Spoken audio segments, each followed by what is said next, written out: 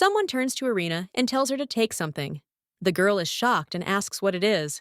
Her interlocutor replies that he brought her this trophy as a gift and asks if something is wrong. The main character, with a smile on her face, answers that everything is fine, but wonders if she can answer him honestly.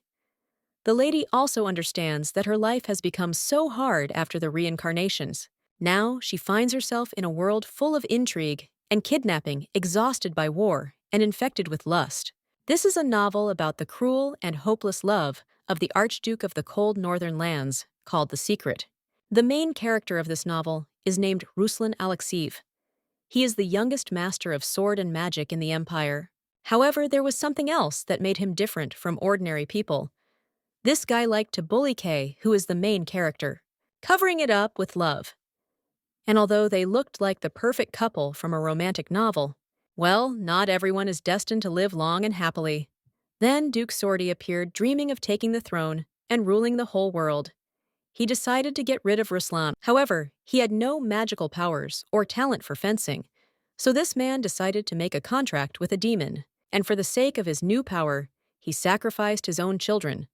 As a result, he turned into a huge demon and went completely mad. But Ruslan's love for Kay turned out to be stronger, so they were able to overcome all the difficulties. So the main character thinks, isn't it great? But now the girl understands that this was her thought, until she found herself in the body of Irina Sordi.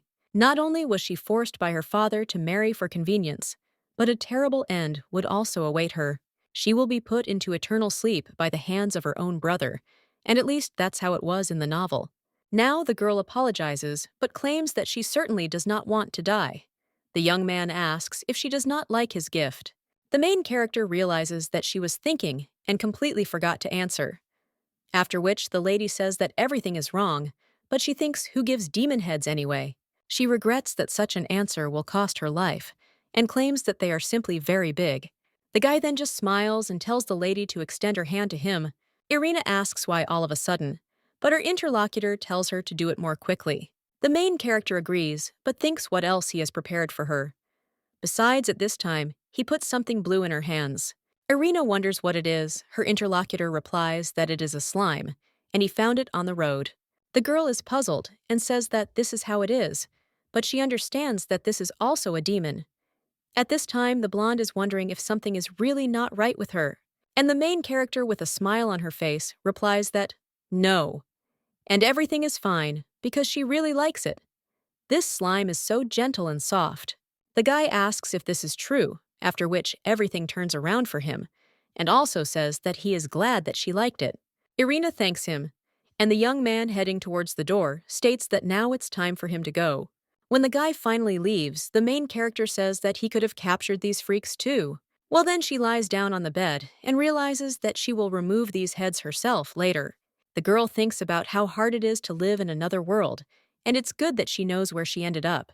Irina understands that this is the main privilege of getting there, and since she knows the original plot, she can change it. So let the vile Duke go away, because she will get out of there and live happily.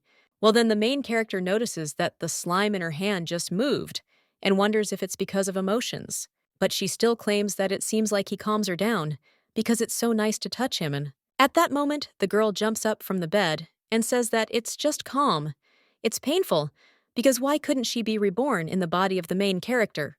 Of course she would have to marry the main character, but she would not be in any danger anymore. Therefore, the lady thinks, what kind of bad luck is this? And screams why she was reborn in Irina's body. Well, then the girl realizes that she needs to stop envying the main character and pull herself together. Now that she is in danger, she needs to think about herself. The first point of the plan is that until she becomes an adult, everything can be turned a blind eye. She will marry the main character and then quickly file for divorce and take her share of the money, and she is also in a hurry. Then she will find herself a cute, handsome man and will live happily ever after with him. But she would like to touch Ruslan's lips at least once. But at that very moment, the slime in her hand reacts to the words, after which it all jumps out. Irina asks if he is alive, but the slime just goes under the bed. The main character wonders what happened, after which she gets off the bed and tells him to come out because she won't hurt him. The girl asks if she squeezed him too hard, but when she looks at this creature, she wonders why he turned red. Irina asks if this is really because of her words, and because of what she said about the kiss, and if that is why he was so embarrassed. The girl also extends her hand and says that she won't talk about it anymore, so he should get out. After which, the girl finally takes out this creature and says how strange it is, and also wonders if slimes are intelligent. She also wonders if he understands her, after which the creature jumps in agreement. Irina wonders if this is true, but when she is about to say something else, another lady enters the room and also says that there is a couple, so let Irina go out. But at the same moment, the lady screams where all these demons are from. And what is the girl doing on the floor? The main character replies that nothing, after which she asks if she can go out. Her interlocutor replies that the lady should hurry, and Irina understands that it looks like this girl doesn't know that she is locked there. So it's worth following her. When the lady heads down the corridor, she realizes that she certainly found out that the services are neglecting Irina. But everything turned out to be even worse. The girl also turns to the slime and says that he can't get out. But at that moment, one of the ladies says that they have arrived. When she opens the door, the girl sees her mother, but she only says that Lady Irina is late. One of the maids asks what to do since they waited for the lady for so long that they ate almost everything. Another one claims that there is still some left, so the lady need not worry. The main character thinks that they didn't even warn her that they were having lunch and that they really called her later on purpose. If the lady were a real Irina, she would be offended. But personally, their words do not hurt her. When the girl takes a spoon in her hands, then suddenly someone knocks it out. The woman claims she picked up the spoon at the wrong angle, and she teaches the girl so much, but she doesn't train at all. And how can you consider yourself a member of the Sorty family with such manners? The woman also locks the plate and says that it looks like the lady has already eaten her fill, after which she hands the food to Bella and tells her to eat it instead. But the main character claims that she didn't even have time to touch the food, and the woman replies that it seemed to her that the lady had already eaten her fill. Mary accidentally put more food than she needed, and she talks about it with her. The main character asks what she's talking about, and then wants to say that there's very little food in there. But the woman claims that lunchtime was already over, and it seems the lady had completely forgotten about it. The main character understands from this face that she has not even eaten a crumb. The woman claims that she still has things to do, and then leaves. The main character is left with another lady at this time, and is angry. The girl with red hair apologizes, and claims that she did not know that the lady had already eaten. Otherwise, she wouldn't have called her. And Rose does it all for her own good. So she asks if the girl understands that the maids must take care of the health of the masters. Irina understands that she would say a few sweet words to this girl, but then Rosa will not remain silent, so she will have to endure. But at that very moment, the slime in the lady's pocket starts to get angry, and then jumps out. It lands on the face of the main character's interlocutor, and she screams out what it is. Irina, in shock, says that this cannot be done. But at the same moment, she sees that her interlocutor has disconnected, and the slime sitting on her just smiles, after which he jumps off. Irina is shocked and wonders if he really has eyes. She also wonders if this creature really wants to be praised. And the main character, watching his actions, asks if he really says that she can trust him. At the same moment, the lady lying on the floor starts making sounds, and the main character wonders if she has already woken up. The girl also thinks what to do because she can notice the slime, and yet it is better to knock her out again. But at that moment, the lady rises from her seat and asks why she is on the floor. The main character whispers to the slime and tells him to hide behind her, and also wonders if the lady doesn't remember because she reached for the tray and fell. The lady with red hair asks if this is true, and the main character hands her a tray and says that the lady really scared her and asks if anything hurts. The girl claims that this is all strange and she needs to tidy herself up, so let Irina return to the room. When the main character does this, she realizes that it is the perfect crime. A little while later, she is in her room and says that it is good that the slime was not caught, but now she has many questions. Irina wonders if slimes can erase memory, and when she lies down, she says that probably not. After all, they are the lowest demons, and the girl wonders if he is special. The slime then makes sounds. The main character says that it seems like he understands her, and that she got some kind of too smart slime. In any case, the girl thanks him for today, and when the slime turns around, Irina asks if he can really dance. But she never ceases to be amazed by his skills. She has met completely different slimes before, and she wonders if she can find information about him in a book. To be honest, she is being kept locked up there, so she won't be able to go to the library, but she can try to sneak in there. When the girl lies back down, she says how hungry she is, because she didn't even get a bite of food. Irina also thinks what kind of bastards these are, and starving her is too much.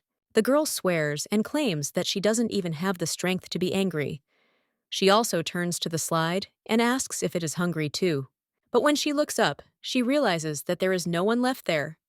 A little while later, the lady smells something, and he wonders if this is mushroom soup made from champignons, as well as pasta with shrimps and tomato sauce.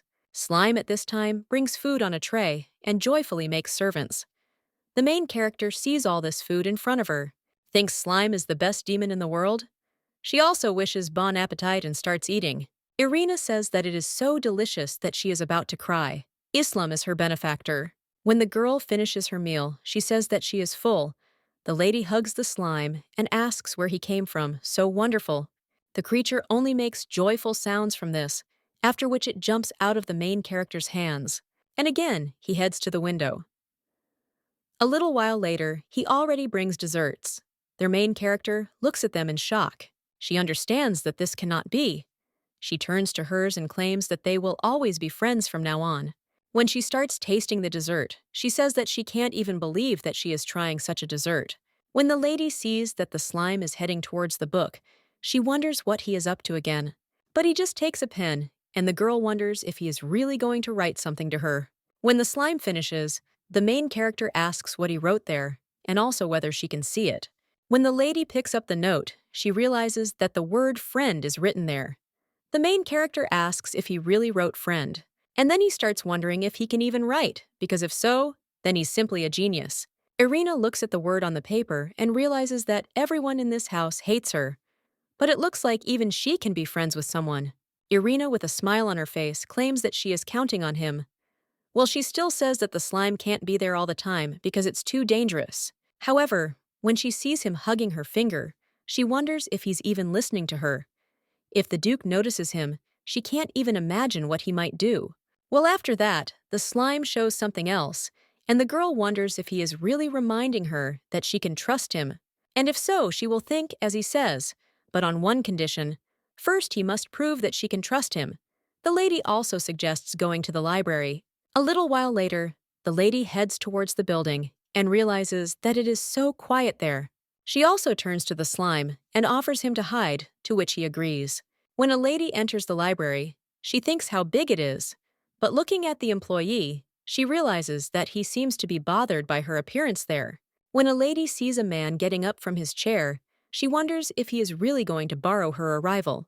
But if the Duke asks why she came there, she is going to say that she was looking for information about Ruslan's family.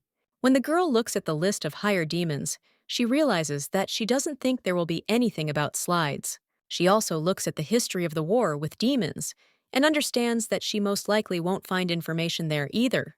When the main character looks at a book about the hero of the war with demons, Archduke Alexiev, she understands that this book is about her future husband. The lady flipping through the book lightly whispers under her breath that he has power and money. When the slime turns to her, the girl whispers for him to climb back and pushes him a little with her hand.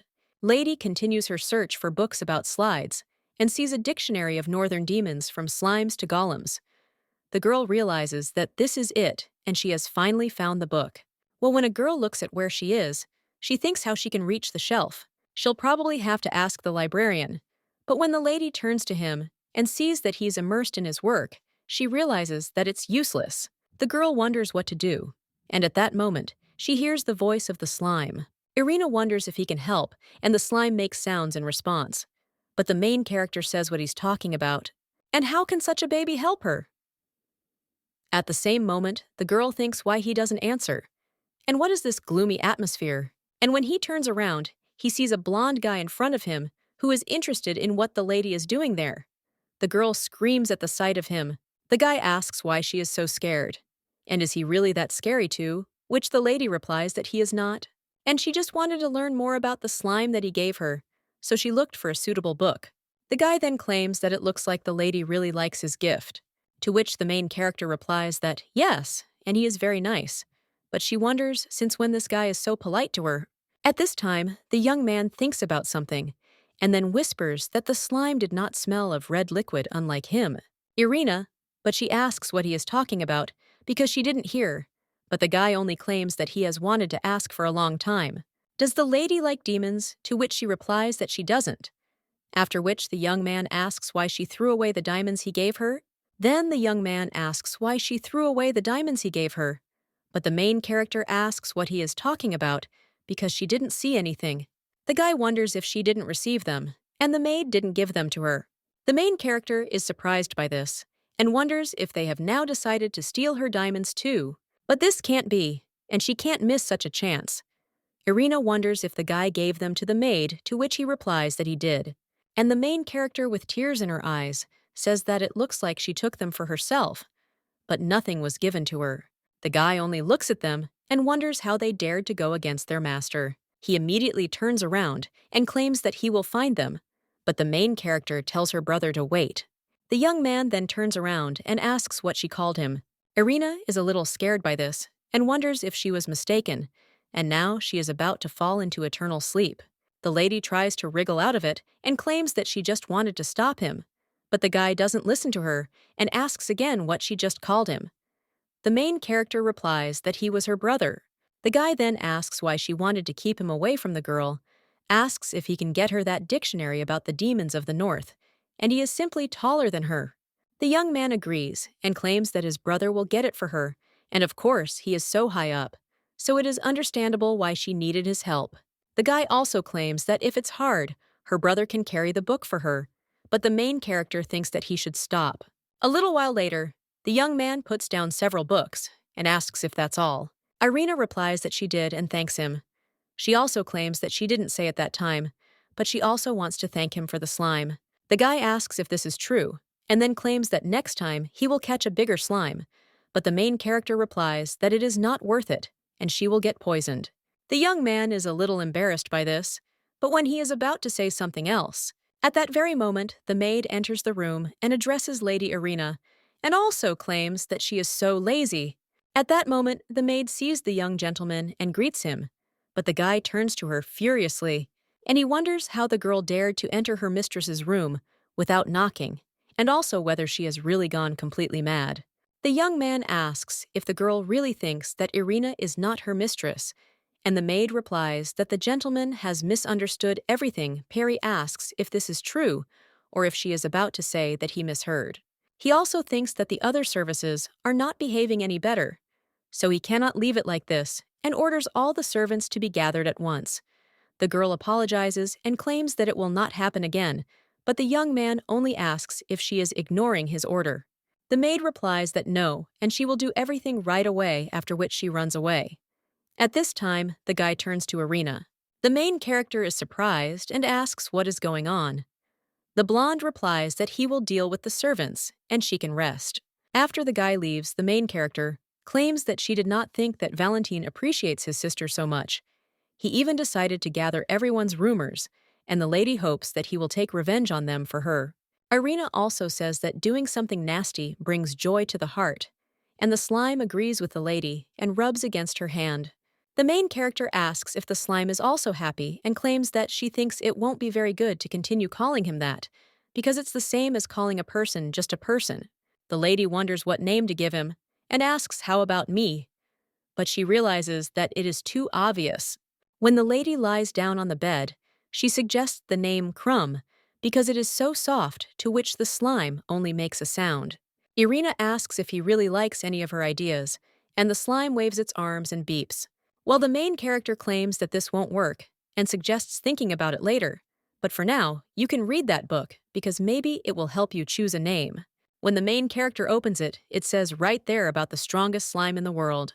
Irina is surprised and claims that it is written about him on the very first page. The girl reads that this slime occupies the lowest rank among demons, but a higher demon can become one if it uses up all its power. Some slimes are said to eat other species and mimic them completely, but this has not yet been proven. However, the lady claims that there is almost no information there. The slime makes sounds at this time and the main character strokes it and wonders what it is. The girl asks if he will share his secret, if she tells him one of hers, and she can only tell it to him. However, when the lady is about to speak, she immediately hears someone coming and telling the slime to hide. At the same moment, the main character's brother enters the room, holding the lady with red hair by the collar, and the woman screams to be let go.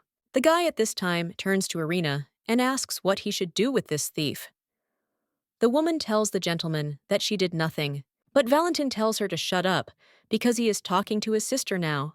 The woman says that he began to treat her this way precisely after her words, and his actions now are equivalent to disobeying the will of the Duke.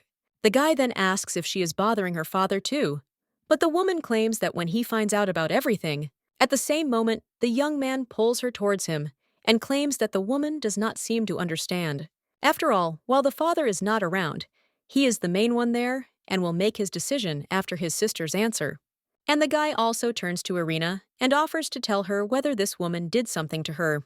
The main character understands that she even made her daughter a princess, but she doesn't consider her a human being. This lady thought that she would get away with everything because little Irina did not have the strength to resist her.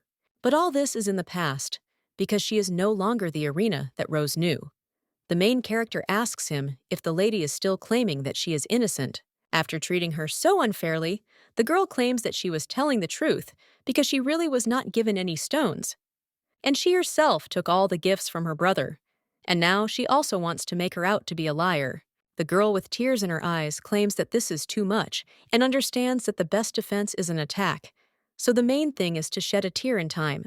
The woman at this time thinks that this lady was usually afraid to contradict and does not understand what is wrong with her. It also understands that things are bad, and if she cannot justify herself, she will be in trouble. The maid screams that it is a lie, and that the lady is trying to slander her. Therefore, the master cannot judge based on her words alone. But at that very moment, the guy slaps her. The lady with red hair screams, "What is he doing?" But the guy wonders if she is also asking because he is doing the same thing that the woman did with his sister. He will show the rest of the services on her example, so let the woman be prepared for the worst outcome. The lady with red hair screams that he will regret it. But the guy at that very moment grabs her hand and claims that he thinks she will be the only one who will feel sorry for her. Valentin also says goodbye to Irina.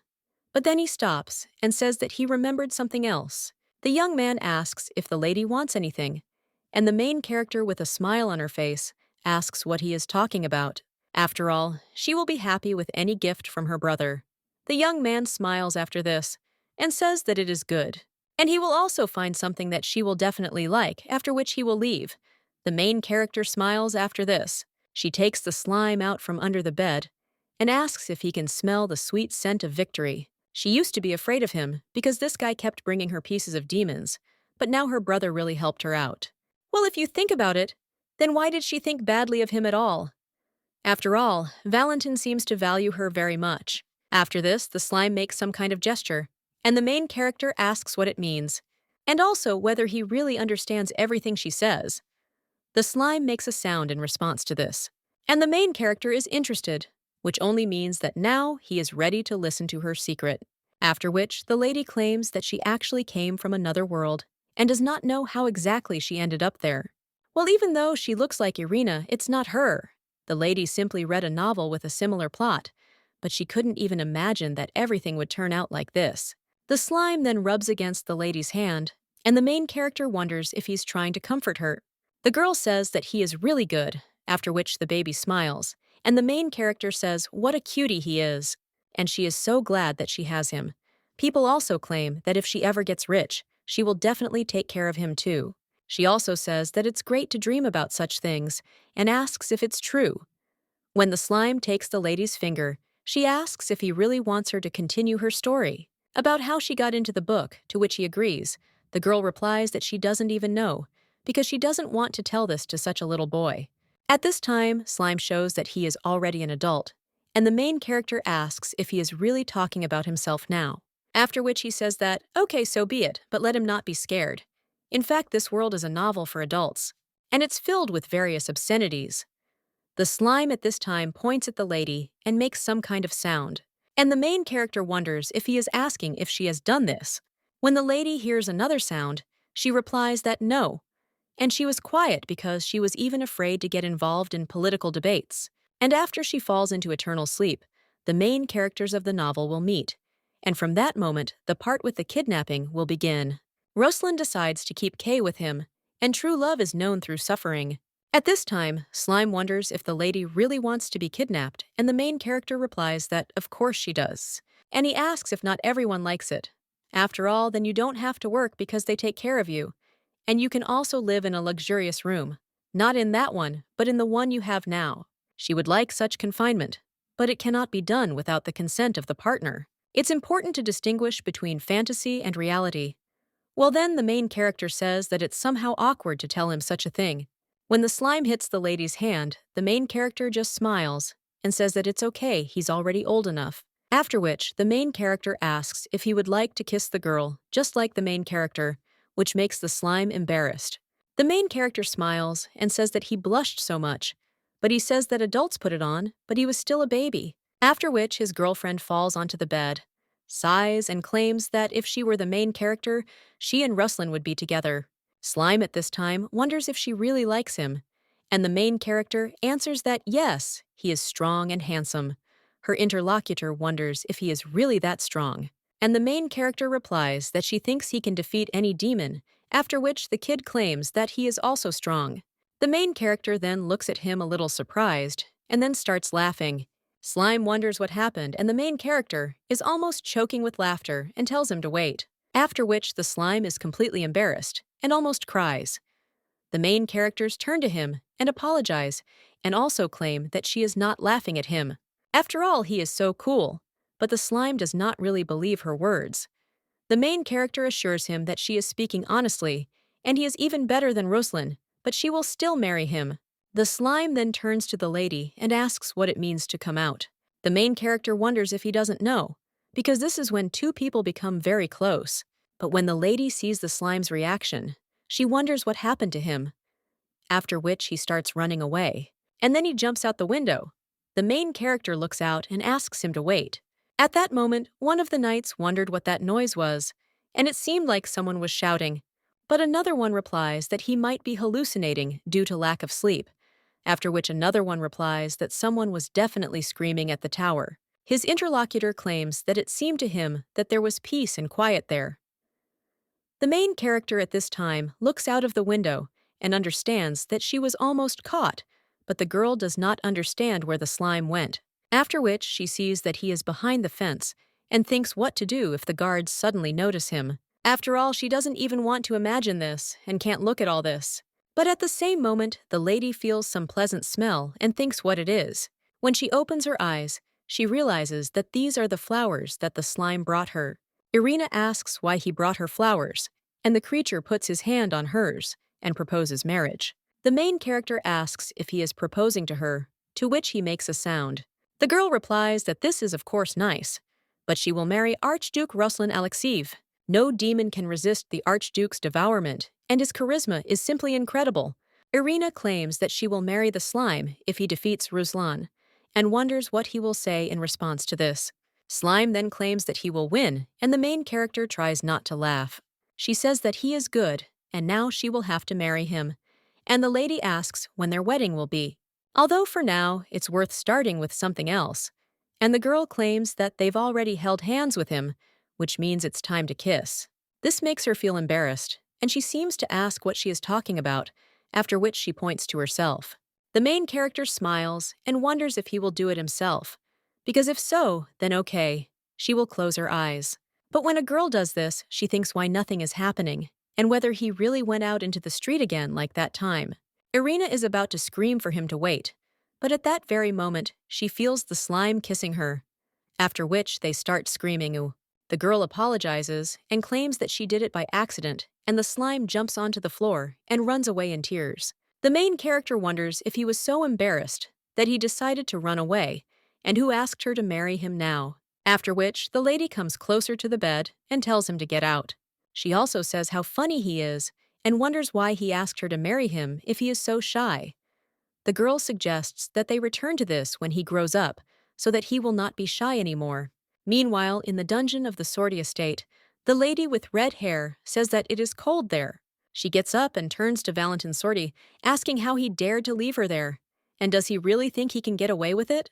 The Duke will return soon, and she only needs to be patient for a little while, because then she will take revenge on everyone who dared to cross her path. And if this girl had disappeared, then her wonderful daughter Bella would have become the heir to the family. But the woman says that it's nothing to worry about, after which she screams that she will definitely get rid of Irina. A little while later, the main character walks through the garden and says how wonderful it is there, because she hasn't been outside for so long. She is of course glad to finally go for a walk, but if it weren't for Valentin's invitation, no one would even let her in. The lady asks if the slime thinks this is too cruel, to which he agrees. At this time, the main character sees her brother and tells him not to let the slime catch his eye. The lady immediately approaches her brother and asks if he waited long. The guy replies that no, and everything is fine, and the girl asks if he really wanted some things. Valentin claims that it is important, so they should sit down, and he has a lot to tell her. Irina wonders what he was going to talk about, with such a serious look, after which the guy tells her to wait. The young man spreads out a blanket, and then says that now everything is ready, and she can sit down. Irina thanks him and then does so, and the guy claims that she has lost a lot of weight, so he prepared all this for her. The main character, looking at the luxurious basket of food, smiles and says that her brother cares about her so much. The guy offers her something to eat, because soon they won't be able to spend time so carefree because their father is returning. And it looks like he found that thing, after all. The main character wonders what he's talking about, and the guy replies that he is talking about the poison from the roots of Kalinda. Having taken it, a person does not immediately fall into eternal sleep. At first, he suffers for a long time and coughs up red liquid, getting closer and closer to the end. The main character thinks about this and realizes that it seems that Irina was poisoned by the names. The guy also claims that he thinks that sooner or later, one of them will be given this poison. And if they don't obey, their lives will end even earlier. Irina realizes that it looks like the plot is starting to develop, and she will take this poison every day. It is said that if you drink it frequently, flowers will grow on your wrists, and if you continue drinking it until it blooms, then the whole body will start to exude this poison, and eventually the person will become a walking Kalinda. The girl understands that the Duke's secret plan is clear to her, and as soon as Irina's body becomes poisonous, he will marry her off to Ruslan, because in this way, the Archduke will slowly sink into eternal sleep. For the sake of the perfect crime, he is ready to turn his daughter into a vessel for poison, and no matter how you look at it, things are bad. The girl calls her father names and wonders if he really decided that she is an easy target. Well, she knows where the antidote is, so he won't succeed. This antidote can be found in the forest around the Archduke's estate, but the Duke has no idea about it. Now the girl claims that talk about poisons does not scare her. The guy asks if she really claims that, but her look says otherwise, as if she is just waiting for the opportunity to drink the poison. Irina is shocked, thinking how he guessed, and she needs to stay calm. The girl is also interested in what her brother is talking about, and she is simply very worried. Maria wonders if this means that he imagined it, and it seems that she really has no reason to want to plunge into eternal sleep herself. But in any case, he will drink the poison. The main character screams that she must do it. However, the guy grabs her by the shoulders and asks if she hasn't understood him yet, because it plunges her into eternal sleep. Irina understands that he doesn't know yet, but she won't succumb to the influence of the poison. And she also has her own reasons for drinking it, so that this poison will be hers. The girl claims that her brother is important to the family, unlike her, who is useless. While the young man wonders if she really thinks that she should suffer for everyone, so he will drink this poison. Irina curses him in her thoughts and understands that he can't. The girl claims that he shouldn't get involved in this, because if she sacrifices herself, the problem will be solved. But the guy wonders why she is so stubborn, because he said that he would drink it himself. People understand that even if for him it is stubbornness, well, who knows what abilities she might gain if she completely neutralizes the poison. If you take it regularly, a flower with 5 petals will grow on your wrist. But if you then take the antidote, you can achieve perfect health, and all 5 senses will be sharpened to the limit. She can even learn to cleanse demonic creatures. That's why the lady can't miss the chance to become a more significant character. Valentin tells the girl to stop talking nonsense because he has already decided everything. But Irina asks if he really wants to take all the pain for himself. Valentin asks if the girl really thinks he will give her the poison.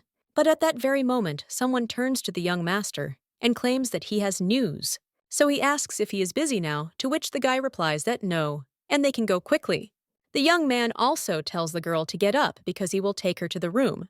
The main character thanks him and wonders if her brother has always been like this. A little while later, the lady sits down on the bed and sighs.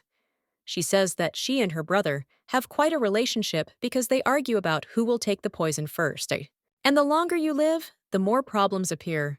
After which the girl asks if this is true. The girl turns to the slime, but when she takes Togo out of her pocket, she sees that he has turned green and screams what happened. She also says that it has some strange shape and wonders if something hurts.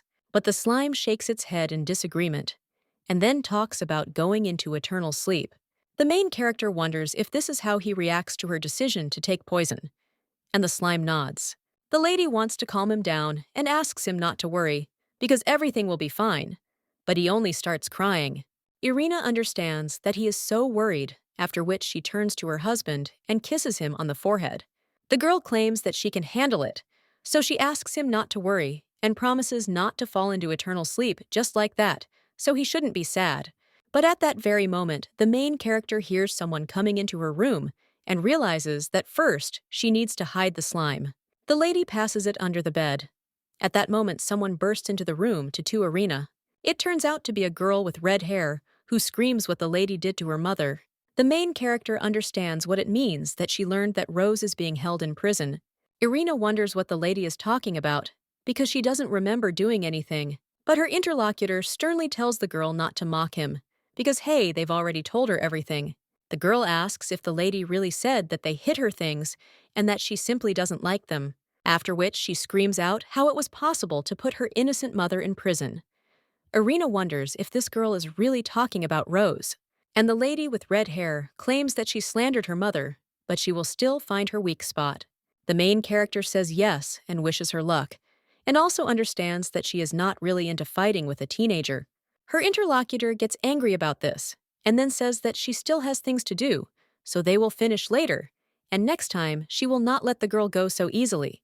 The main character asks what this is all about, and the girl replies that the Duke has already returned, and if she suddenly wants to justify herself to him, then she should hurry. Irina wonders if the Duke is already there. She also claims that she will come down soon, but wonders if Bella has forgotten anything. After all, she will have to accompany her since the girl is responsible for her, or she has already forgotten her place. The lady with red hair is embarrassed by this, after which he screams at the girl to stop talking nonsense and come out. When the main character is about to go further, she turns to the slide and thinks whether it is possible to leave it there alone. But before she returns, he needs to hide. Well, a little while later, the main character is sitting at the table with her father. She realizes that this is the first time she meets the Duke of Sorty. Well, he looks better. What was she thinking? The man at this time turns to Valentine and tells him to prepare for his imminent departure. After all, tomorrow he is going to the Crow Forest. The guy wonders if it is really so soon. And the main character understands that he just returned from the battlefield and his father is sending him there again. The Raven Forest is a god-forsaken place, and it is understandable why he wants to send Valentin there. He needs demonic artifacts and the diverting necessary for transformation into a demon. They can only be found on other demons. Irina wonders where the Emperor is looking. The blonde at this time says that it is clear, and then he gets ready. But the main character wonders why her brother listens to him, or if he is already under hypnosis. Well, they haven't reached that plot point yet. At this time, the man says that this is true, and the guy should listen to him if he wants to protect what is so dear to him. After which, the man turns to Irina and hands her some kind of bottle. He also claims that finally, she will be useful. The main character wonders if this is Kalinda's poison. The girl also understands that she cannot show her joy, but she thinks how to keep her cool now. Irina tries to look innocent and asks what it is, but her brother immediately slams his hand on the table, and he says that his father had better give it to him. The man asks how the boy dared to raise his voice at him, and it seems he raised him poorly, since the young man even dared to intervene in the conversation. After which, the man says that if he says even a word, his treasure will be destroyed. The young man apologizes and his father says that he will forgive him for his rudeness only this time. After which he opens the bottle and hands it to Irina and tells her to sing this. This will turn her into a beautiful flower. The main character takes the glass in her hands and understands that it will hurt, but it's okay. It's better to drink it all in one gulp because that's the only way she can take revenge on him. The man watches the lady at this time, and he says that she has been waiting for this for a long time, but the girl replies that this is his order. And he also asks if she can argue, after which the man sighs and says that this is true. Irina understands that she needs to drink before she changes her mind. When the lady finishes drinking, she understands that this poison tastes good. The lady also thinks what will happen now, because it seems to be already in the stomach. The father watches her with a smile, and the brother only clenches his fists. The lady with red hair at this time turns to her daughter and tells her to look carefully. After all, there is still a little bit left, and soon Bella will take the place of this little girl. A little while later, the main character returns to her room, but realizes that she does not see anything. At that moment, someone addresses Lady Sortie, and the girl wonders if it is Rosa. At this time, the woman asks if she feels well, to which the main character replies that she feels very well. But at that very moment, he starts coughing up red liquid and tells the woman to let him pass. Rose opens the door to her room, and then throws the lady and tells her to get some proper rest. The young gentleman, who is her only protector, will soon be leaving, and she hopes that the lady is ready for the next trials. After which she leaves, and the main character tells this woman not to worry, because she will survive. After which the girl decides to go to bed. But when she does so, she understands that things are bad, because she did not think that it would hurt so much, and experiencing the torment alone is worse than she could have ever imagined. At that very moment, the lady hears someone talking to her and understands what she sent them. The main character turns to him with a smile on her face and asks if he hid well, but the slime only asks if she is in a lot of pain. Irina tells him not to worry because she is fine, but she is wondering if it is true. The girl also claims that she is not feeling well, so she would rather sleep. The lady also apologizes and says that if something happens, he should definitely hide, after which the slime screams and begins to grow. A little while later, the girl opens her eyes. She puts her hand on the bed, but wonders why it is so soft. And when she fully wakes up, she realizes that she is on slime. And he thinks, what the hell this is? At this time, the slime separates from the entire mass and claims that the patient needs safety. The girl asks if he warmed her up to make her feel better, to which he replies that yes. And the main character thinks, what kind of cute kitten is this? And it's so soft and warm with him. Irina asks if he can even heal, because if so, then he really is the best. Slime asks what that means, and the girl answers that he is cool. After which she tells him with a smile on her face that it is true. After all, she has him and the lady thanks the slimes, because now she is not so lonely. A little while later, the girl is already stretching and says that she feels better. Irina understands that although the pain still remains, the main thing is that she took Kalinda's poison. The main character also thanks the slime for everything, because without him, she would have suffered alone for a long time. The girl also thinks what would have happened to her if it weren't for the slime. But the lady also wonders if the Duke will see it before she gets her power. The Duke took away or destroyed everything that Irina loved so much, and this case will not be an exception. After which, the main character turns to the slime and tells him to listen to her carefully. If something happens, let him run north, and the lady asks if he understood her. But the slime replies that he won't go because he has to protect Irina. The main character sighs after that, and she hugs the slime and also says that he is her protector, and she relies on him, after which the girl lies down on the bed and the slime covers her with a blanket. Irina thanks him, and she claims that she will wrap herself well in a blanket and let him listen to her, and in case of danger run away to the north. Slime wonders if she won't go, and the girl answers that she can't, but if he runs away, she promises that she will find him. Slime asks if she will fall into eternal sleep and if she is better off, and the girl answers that he should not worry because this pain will not harm her, because she is destined to fall into eternal sleep at the hands of her brother. Slime then claims that he will defeat him, and the main character asks if this is true.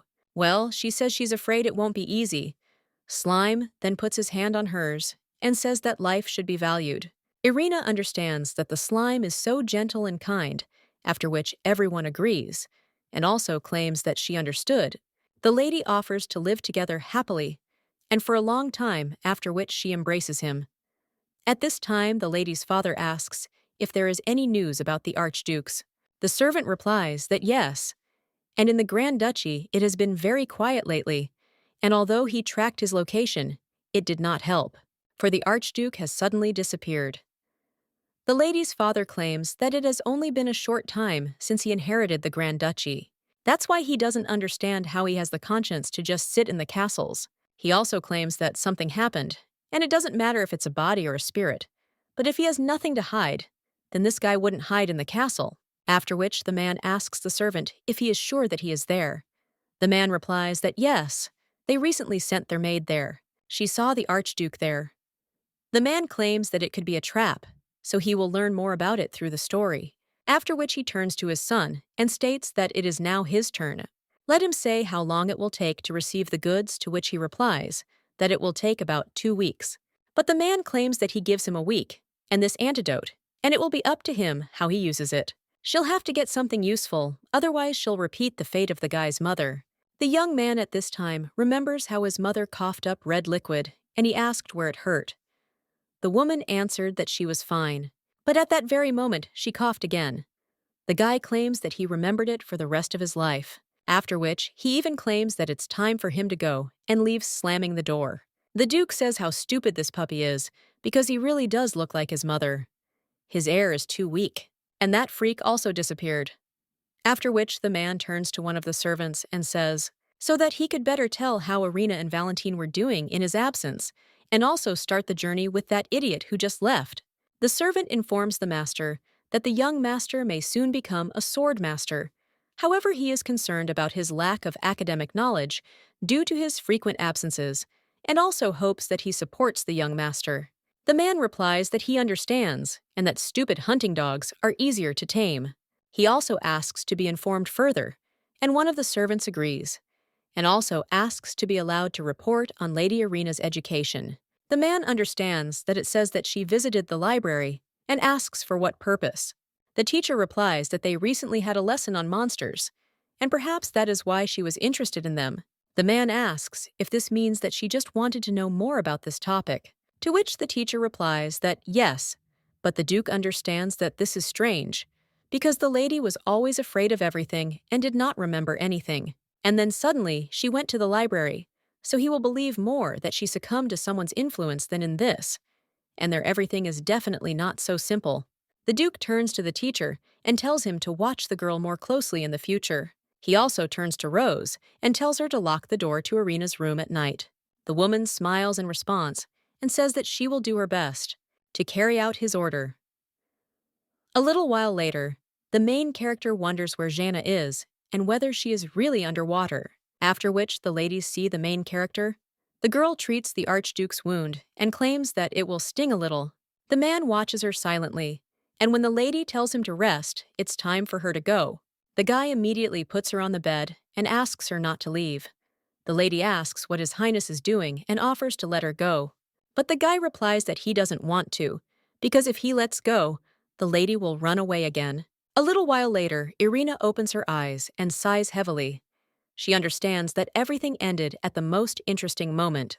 But at that very moment, the lady notices something dripping onto her hands and wonders what it is, after which she raises her head and wonders if this is a nightmare. At this time, the monsters begin to strangle the lady. Irina understands that this was definitely arranged by Duke Sorty to teach her a lesson. When the lady wants to remove the monster's hands, she realizes that her own hands are on fire, and she can't even push him away. Well, the lady understands that she needs to calm down because she can endure this, because this is a dream, and she just needs to wait until she wakes up. The girl also thinks why he is doing this to her, and it hurts and is hard for her. Even if it is a dream, she is still scared. So she asks at least someone to help her.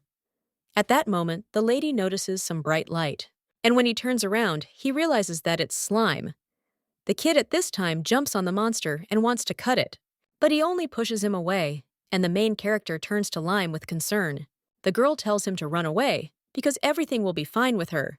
But when the slime doesn't move, the lady asks him to come to his senses. At the same moment, the monster presses the girl even harder, and the slime rises and takes the blade in his hands again, after which he jumps on the monster, who once again simply pushes him away.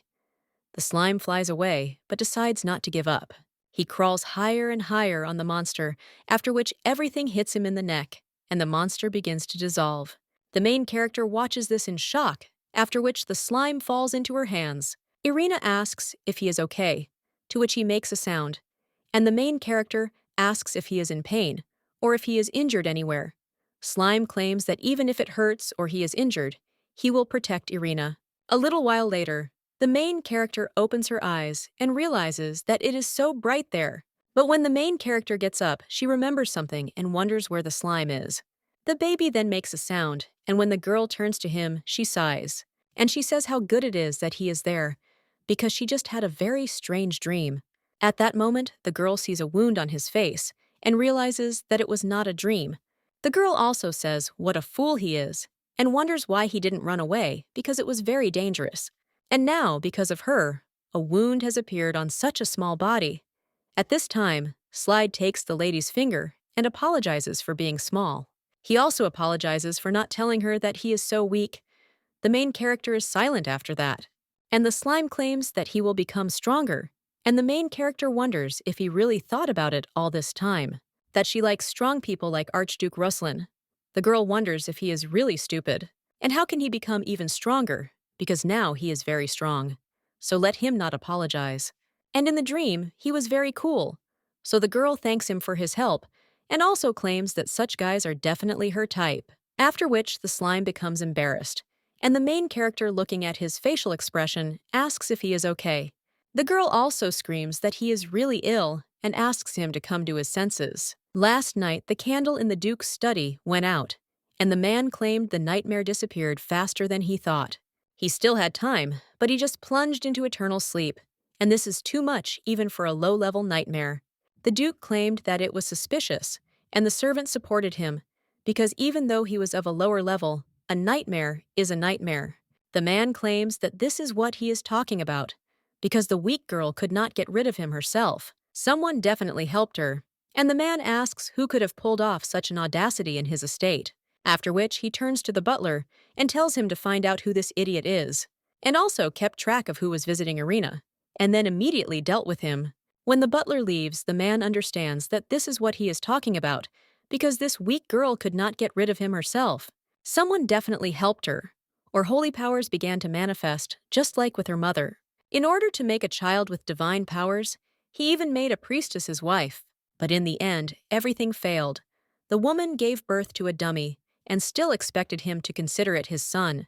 A little while later, the lady turned to the Duke and claimed that Valentine was still young, so how could a child be sent to exterminate monsters? But the man claimed that if he had divine powers, he could already fight on the battlefield, and if she only transferred them to him properly, then everything would be fine. He also told his wife that she screams like some kind of animal, although it is all her fault. But after that, the girl screamed that he was the only beast there, after which she got hit in the face.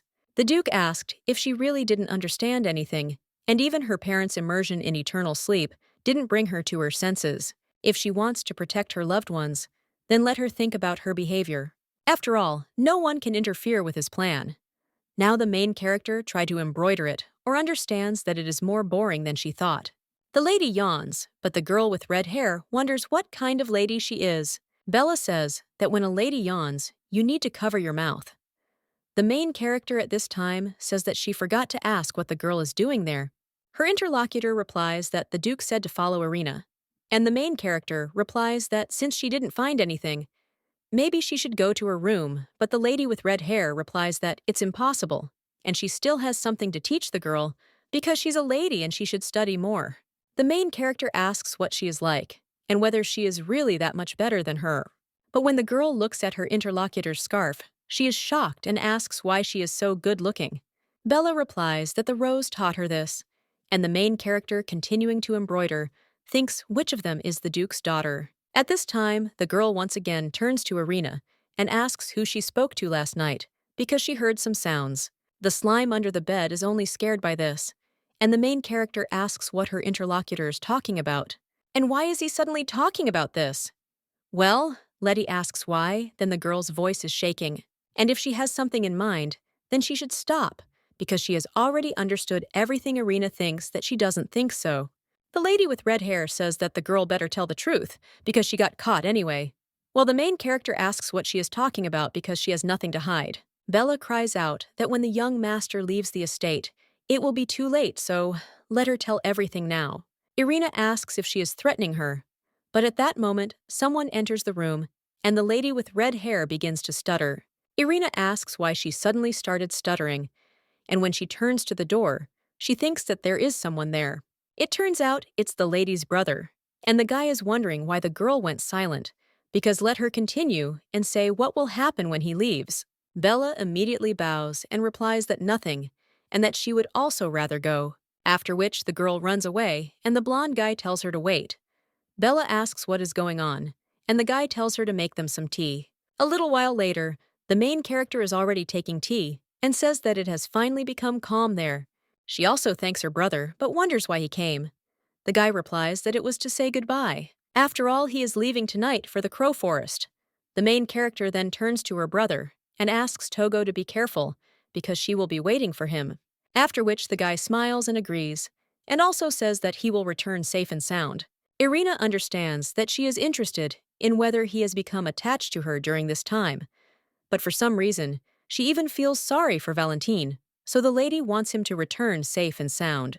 Well then, the main character thinks why he is still sitting here, and does he really have something to tell her? At this time, the guy points to the scarf that the girl was embroidering and asks what it is. The main character takes it in her hands and asks how she did it for her brother, because she gave it to him as a gift. The young man asks who it was for, and the main character replies that of course they're slime. The kid immediately crawls out from under the bed and asks if it is really for him, and the main character says that the slime is just in time and asks if it will fit there. The girl also tells him not to move, after which she tries on a scarf for him and says that white suits him. At this time, the lady's brother asks if she will give this scarf to him, and the main character replies that yes, and this is to show that it is hers. After which, the guy says that it's good, and he understood, and then he will go. But when the young man heads to the door, he just hits his head against it, and the main character wonders if his condition has really worsened so much. And is this really what she thinks? Because she heard that in this world, knights go to war. They give scarves for luck, and maybe he wanted to get one from her too. The girl also understands that she has something for him too, after which she tells her brother to wait a second. And when she rummages through the nightstands, she realizes that there was definitely a scarf with the swordy emblem somewhere there. After which she finds it, but realizes that a little dust has accumulated on it. The lady shakes it and then turns to her brother and tells him to take it with him.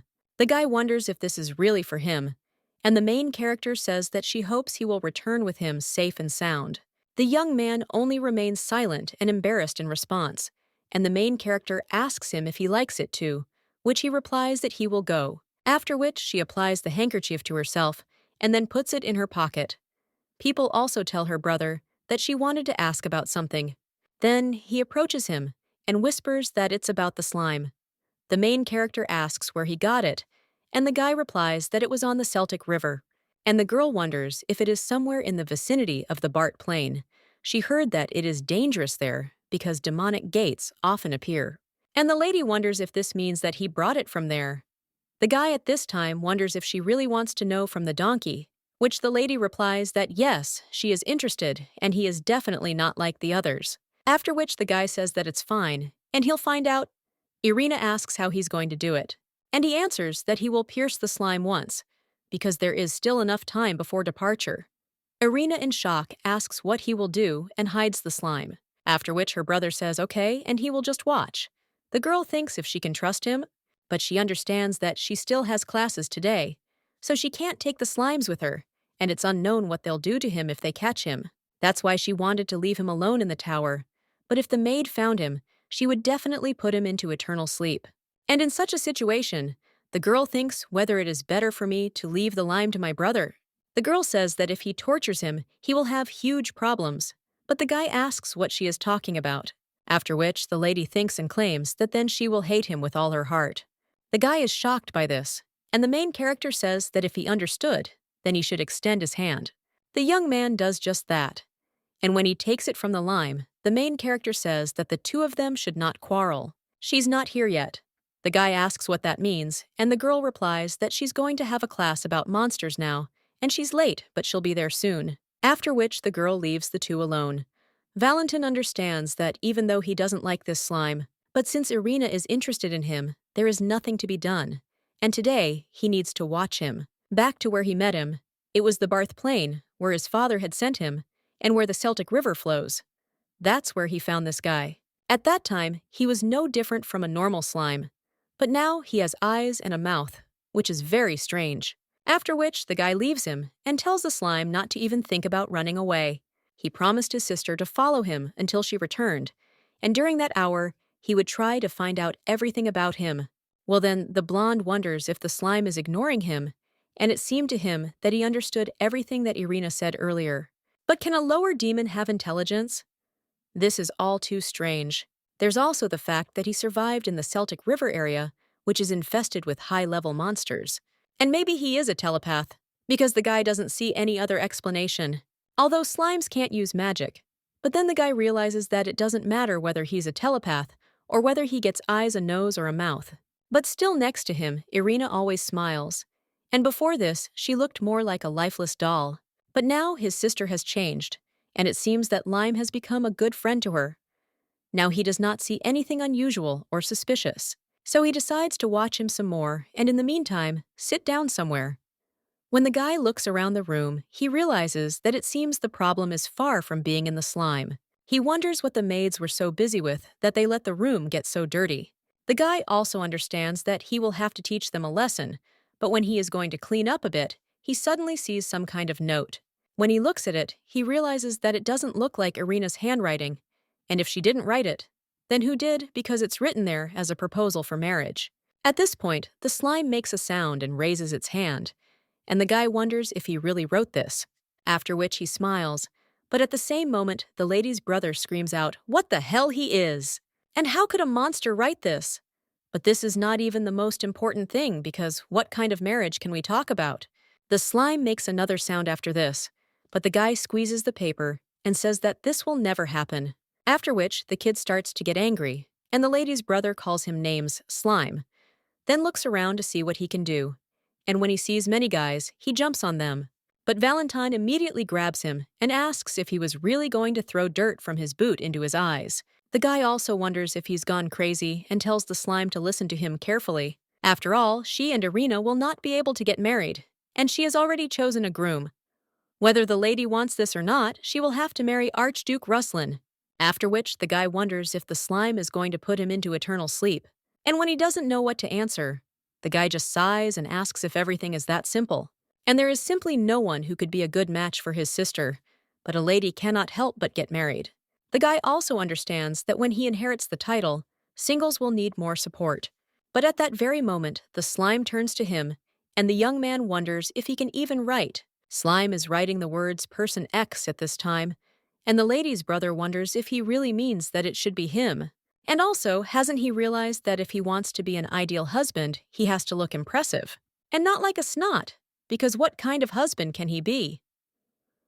Valentine understands that at this rate he will give up, but at that very moment, the slime turns to him again, and turns into something square, and the lady's brother thinks what the hell he's doing, and is he really trying not to look soft? He also wonders if he is serious, and says that no matter how hard he tries, nothing will come of it. To marry Irina, he must be smart and wield a sword better than her, and also had to be cold to others but warm to his sister, and also needed to be able to dance as well as have etiquette.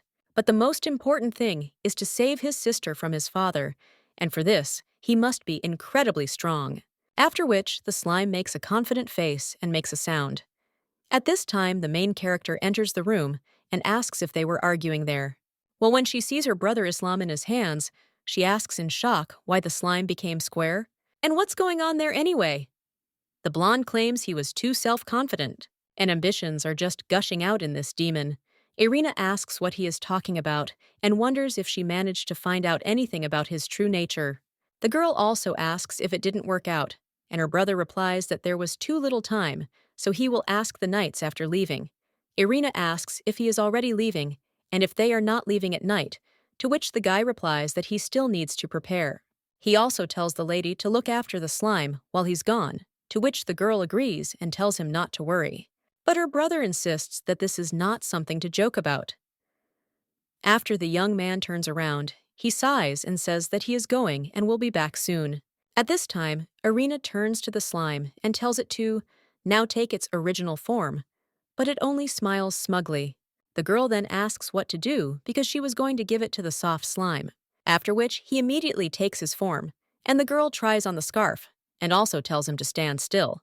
When the lady ties this scarf like a cloak, the slime says that he likes it. Irina says that she is glad that he liked her and wanted to tell him something, but at that very moment she sees the slime start eating the dessert and screams that he can't. The girl immediately removes him from human food and says that he can't have that. The lady also screams for him to wait because she will help him spit it out. But when she looks at the slimes in her hands, she wonders if he is okay. And maybe there was a mistake in the monster dictionary, and it looks like she'll have to go to the library again. But at that moment, the lady looks at the slime in her hands and apologizes for shaking it too hard. The girl also asks if she should pat him on the back, but at that moment, the lady with red hair overhears her. A little while later, the girl goes to the library again, and when she takes one of the books, she reads that slimes do not have intelligence and do not know how to write, so they cannot use magic.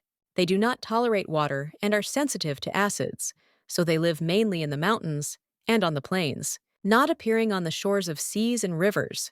The main character thinks that they can't use magic, but it's strange because the slime definitely destroyed the nightmare with magic.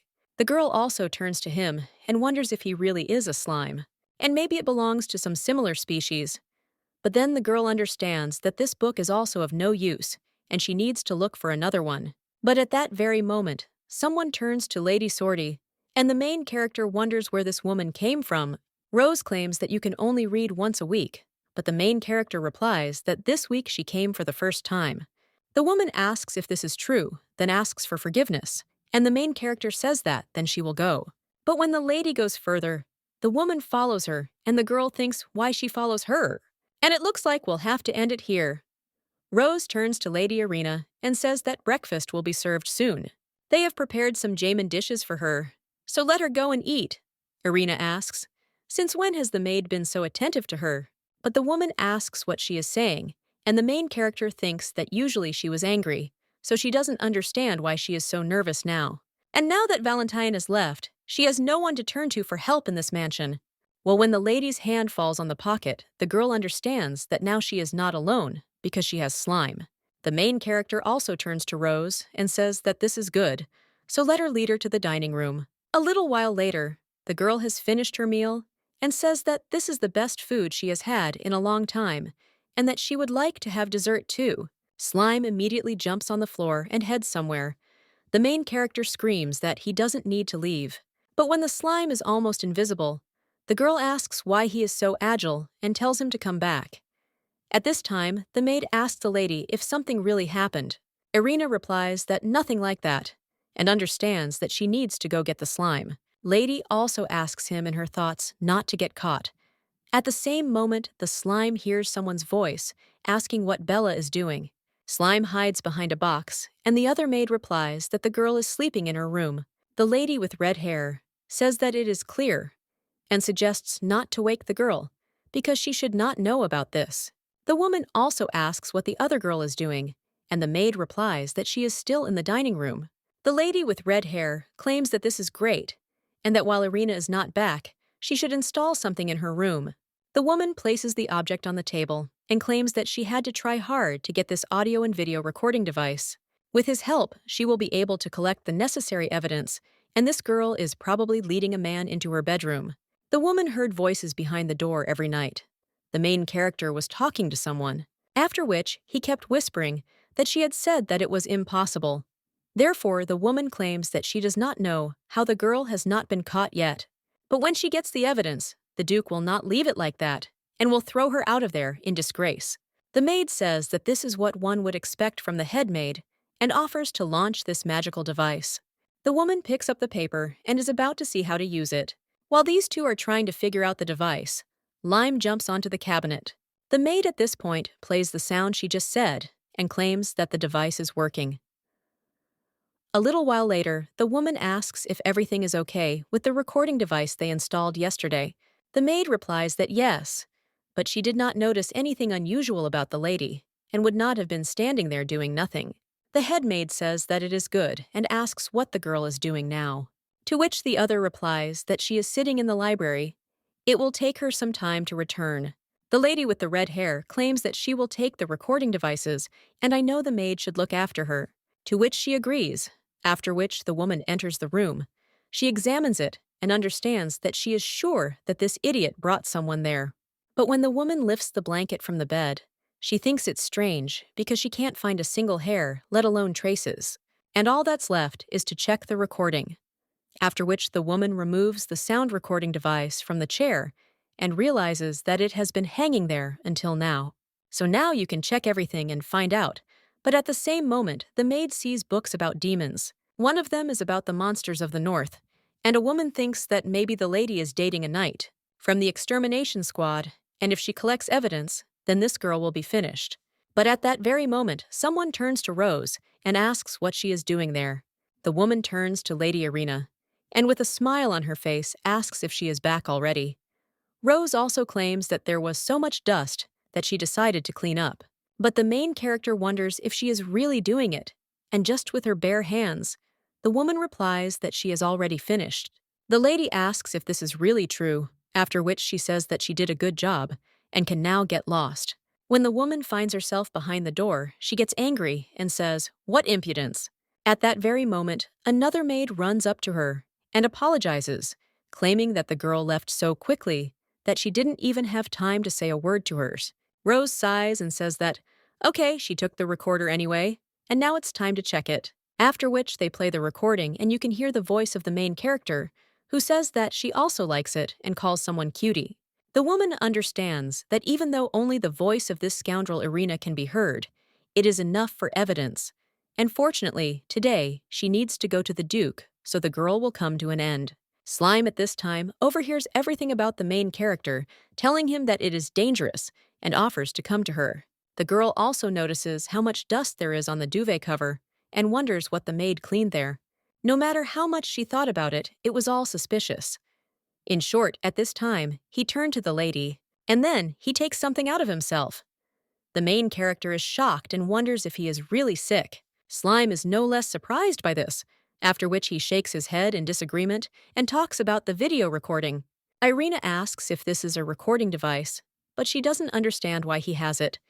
Slime is talking about a bad person and revenge, and when he presses the ball, it starts playing the recording. The maid and the teacher then greet the Duke.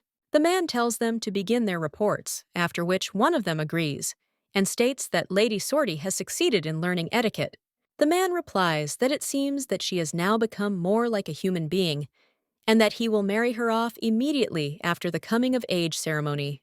At the same moment, the head maid asks the Duke for forgiveness for blocking the way, but claims that she has an urgent report. After all, it seems to her that Lady Sortie is bringing a man into the tower. The Duke asks what she is talking about, to which the lady replies that she heard their conversations every night, so they installed a recording device in the tower, and she has strong evidence. After which the woman turns on the recording about the main character watching. All this says, what bastards they are. After all, not only are they stealing her gifts, but they are also eavesdropping. The girl screams that this is going beyond all bounds, but then she realizes that there is something else strange. Such a device requires magical knowledge, so the lady wonders how the slime could use it. The main character also turns to the slime and asks if he knows how to use magic. Well, at that very moment, the lady hears someone screaming that this can't be. It turns out to be the head maid, and she claims that she definitely heard the voice on the recording. So she wonders why there is no sound, and the man wonders if she really interrupted him seriously over such a trifle. The woman immediately bows and replies that she won't answer. The device must be broken, but if he asks the other maids, the Duke immediately asks if she can prove it, and the woman asks if it really needs to be done right now. To which the man replies that this is exactly it, and he doesn't care whether it's a knight, a monster, or some kind of worm. But he gives Rose one last chance and orders her to go and find out who this girl is bringing. The man claims that they better hurry up, after which he steps on the recording device and claims that he is not a very patient person. The main character understands that they have problems because the maid will come soon, after which she even tells the slime to come to her. The girl opens the window and throws out the device that recorded the conversation between the maid and the Duke. She realizes that she needs to get rid of the recording first and then free the slimes before the maids arrive. A little while later, the maid cries out to Lady Sortie and claims that this is his lordship's order, so let her leave the room right now. When the girl is led to the dungeon, she screams for them to leave her, and she wonders what all this is for because she can walk on her own. But at that very moment, she is thrown onto the floor in some room. And closing the doors, they tell the lady to sit quietly. When they leave, the main character turns to the slime and asks if he is okay, but he only gets angry. The girl strokes his head and asks him not to be angry, and also asks if he remembers what she told him. In case of danger, he must escape to the north, and he needs to go to the Choco Forest right now. There is a hut there that you can hide in. The slime then makes a sound with tears in its eyes, and the main character replies that today is the perfect time to escape, and asks if he will be able to find his way around on his own. When the lady sends the slime away, she says that she will be fine, so he should leave quickly. The baby looks at her for the last time and makes a sound and then jumps out of the window. Irina thinks that thank God he was able to escape, because she was in such a hurry that she forgot about the scarf, but she's still glad he wasn't caught. At that moment, the slime comes back and makes a sound. The main character is shocked and asks if it is really a slime. She also wonders how he found the recording she threw away, and the slime claims that he also brought some bread. The girl immediately takes him in her arms and rejoices, but then screams out why he came again. The lady sighs and says that if she had known that everything would turn out like this, she would have been more attentive in magic lessons. She also turns to the slime and asks if he by any chance possesses movement magic. After all, she heard that, with its help, you can move wherever you want, slime, after that, making this puzzled face. And the girl wonders if he really doesn't know anything at all, and also thinks what to do now. The lady claims that there will be problems if he is caught. The kid at this time hands the lady some bread, and she thanks him, and also claims that she will now pull herself together. At the same moment, the lady hears someone asking if Baron Folin gave the money. Another maid replies that he was not taken away, and said that this information is useless. The main character wonders if they are selling information about the Duke's family. Well, if it is true, then it would be useful to record their conversation. One of the ladies claims that last time the Baron gave her a considerable sum, but today she was unlucky, and lately she is too afraid to divulge any information to him. After all, if the Duke finds out, he will definitely put her into eternal sleep. Another maid tells her not to worry, because as long as they keep their mouths shut, no one will know about it. But one of them asks, what if someone hears them and provides evidence? The next morning, the main character turns to the slime and tells him to get up. It's time to get out of there. The girl also says that she will take the donkey and suggests going, but he wonders if they won't go together, to which the lady replies that she already said so. That she can't go yet, Slime immediately claims that he will protect her. But the lady cries out, asking him to listen to her, at least now. The lady with tears in her eyes affirms that he also wants to protect him. Slime almost cries from this, and the girl offers him to negotiate. After all, she will definitely come and take him from the hut in the Choco Forest. After which, the girl gets up and asks if the slime can open this lock. The baby immediately takes the form of a key, and the main character says, "What a clever boy he is," and also asks not to get out of the pocket, to which he agrees. The maid behind the door, in shock, turns to the lady and asks how they opened the door. The girl replies that her father ordered her to be let out so she could talk. One of the maids asks if she is talking about the Duke, and Irina replies that it is exactly so, that they should get out of the way. One of the maids claims that she will ask the head maid, but for now, the lady should not come out. But the main character wonders if she really wants to say that the maid is superior to her father.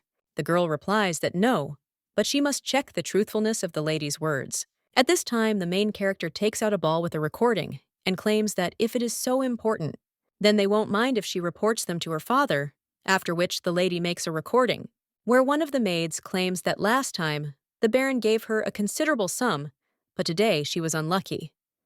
After a few more phrases, the recording ends, and the maid in shock asks how she could have recorded this conversation. The main character says that they themselves understand what will happen to them for this. And also, if they don't want consequences, then they'll have to cooperate with her. The brunette screams at the same moment. Could it be that the girl was eavesdropping on them all this time? Irina wonders if this is so important now, because with such evidence, they won't get off with a simple punishment. And also, if they don't want to end up in prison, then let them get out of the way right now. At that very moment, the maids move aside. And at that very moment, someone else approaches the lady and asks what Irina is doing. The maid at the same moment turns to Mrs. Bella, but the girl replies that the person who opened the door on the Duke's orders was her. And the girl asks if she can take Irina with her, after which the maids exchange glances. And they also say that it is good and the lady can pass. Bella asks how long the girl will stand there and offers to go. The main character agrees, but thinks, why is this girl playing along with her? Did the Duke really ask her to bring? Well, a little while later, Irina claims that this road does not lead to her father and also wonders where they are going. When her interlocutor is silent, the main character claims that she doesn't have time to hang around after her. Bella then stops and asks if the girl didn't want to let the slime go. The main character is shocked by this and wonders how she found out. But her interlocutor tells the girl not to be so surprised. After all, she found out about this not so long ago. Irina is thinking about what to do and how to justify herself. Well, at that very moment, she feels very bad, and the lady coughs up red liquid. Bella turns to her and asks what happened, and the main character replies that it's just a cough. The lady with red hair is silent at this time, but remembers how her mother addressed her. And she also said that the girl should watch carefully after this girl had entered into eternal sleep. She will take the place of the Duke's daughter, Bella, asked if Irina would really fall into eternal sleep. Looking at the girl, the lady wondered if she was taking medication. But at that moment, one of the maids whispered to the other, "Did she hear the cough of the girl at the table?" The other lady replied that yes, and this girl is not trained in etiquette at all because she does not even cover herself with her hand. And the Duke's daughter was to be Bella. Another of them asked how long it would take for Lady Sortie to fall into eternal sleep from the poison they put in the food. At this point, Bella is in shock and wonders if she really only knows what she said about the poison. The lady also understood that she needed to get to Irina quickly, after which she headed towards the girl with tea. Now the lady with red hair claims that back on the first day when Irina drank poison, she took the tea and went to her room and then saw this creature. The girl looking at it thought, is it really a slime? She also didn't understand where Irina got it, but she wondered if it wasn't a dangerous monster. At this time, the main character began to spin in her sleep, and the slime turned to her with concern. The lady with red hair thought why the girl was so calm with him, but now she claims that at first she thought he was dangerous, but Irina's calmness made her change her mind. Then she thought, what if everything she knew was not true? The main character asks in shock, doesn't Bella hate her? And the maid in shock asks what she's talking about, and she never said that she felt sympathy for her.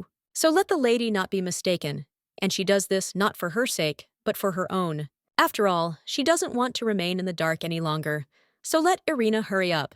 After all, she gives her 5 minutes for everything. The main character, with a smile on her face, claims that this will be enough. She thanks Bella and says she'll be back soon. Irina thinks how timely she is. And now she needs to find a safe place to release the slime behind the castle, where the water flows. There, the slime can safely go down the river. When the lady turns around the castle, she sees this place. The lady bends down to the water and tells the slime to go down this river. The baby turns to her worriedly, but the girl asks if he knows where the hut she spoke of is. If so, then let him wait for her there. The lady also suggests meeting again when they grow up, and claims that she didn't think that this would be her last gift. Well, when she wraps the slime in a scarf, she tells him to never lose it. At this time, the baby with tears in his eyes asks if he can stay here because he can't leave her.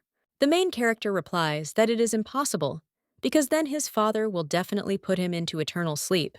The girl also claims that they will definitely meet again, so there is no need to cry. Slime at this time claims that he will become stronger and return. But the lady claims that there is no time, and also suggests that he quickly leave, after which he goes into the water and swims away. Irina wishes him a good journey. After which, wiping away her tears, she gets up and says that she doesn't have time for this, because it's time to go back. But when the main character heads back, she doesn't see Bella anywhere and asks where she is. But at that very moment, she hears someone scream and realizes that it is definitely Bella's voice. The girl thinks that something has definitely happened to her Rose. At this time, screams that it is a misunderstanding. After all, her daughter is not guilty of anything, and she was simply used, leaving no other choice. Irina is shocked and wonders how the Duke ended up there, and the woman turns to her daughter and asks her to tell her what Irina told her. The girl then only cries and turns away. The woman turns to the Duke and claims that her daughter must be very scared, because it is obvious that the child and the knight have some kind of secret. But the Duke at the same moment turns to Rose and asks if she really thinks that this really happened, to so brazenly enter the Duke's estate and enjoy secret dates. After which he turns to Irina Sorti and asks what she will say. The girl understands that she needs to calm down, because the Duke could not have found out about the slime, and she just needs to pretend to be an idiot. Irina comes out from behind the tree and claims that she does not understand what the Duke is talking about. After all, she never met anyone secretly. Rose screams that this girl is lying, and others heard.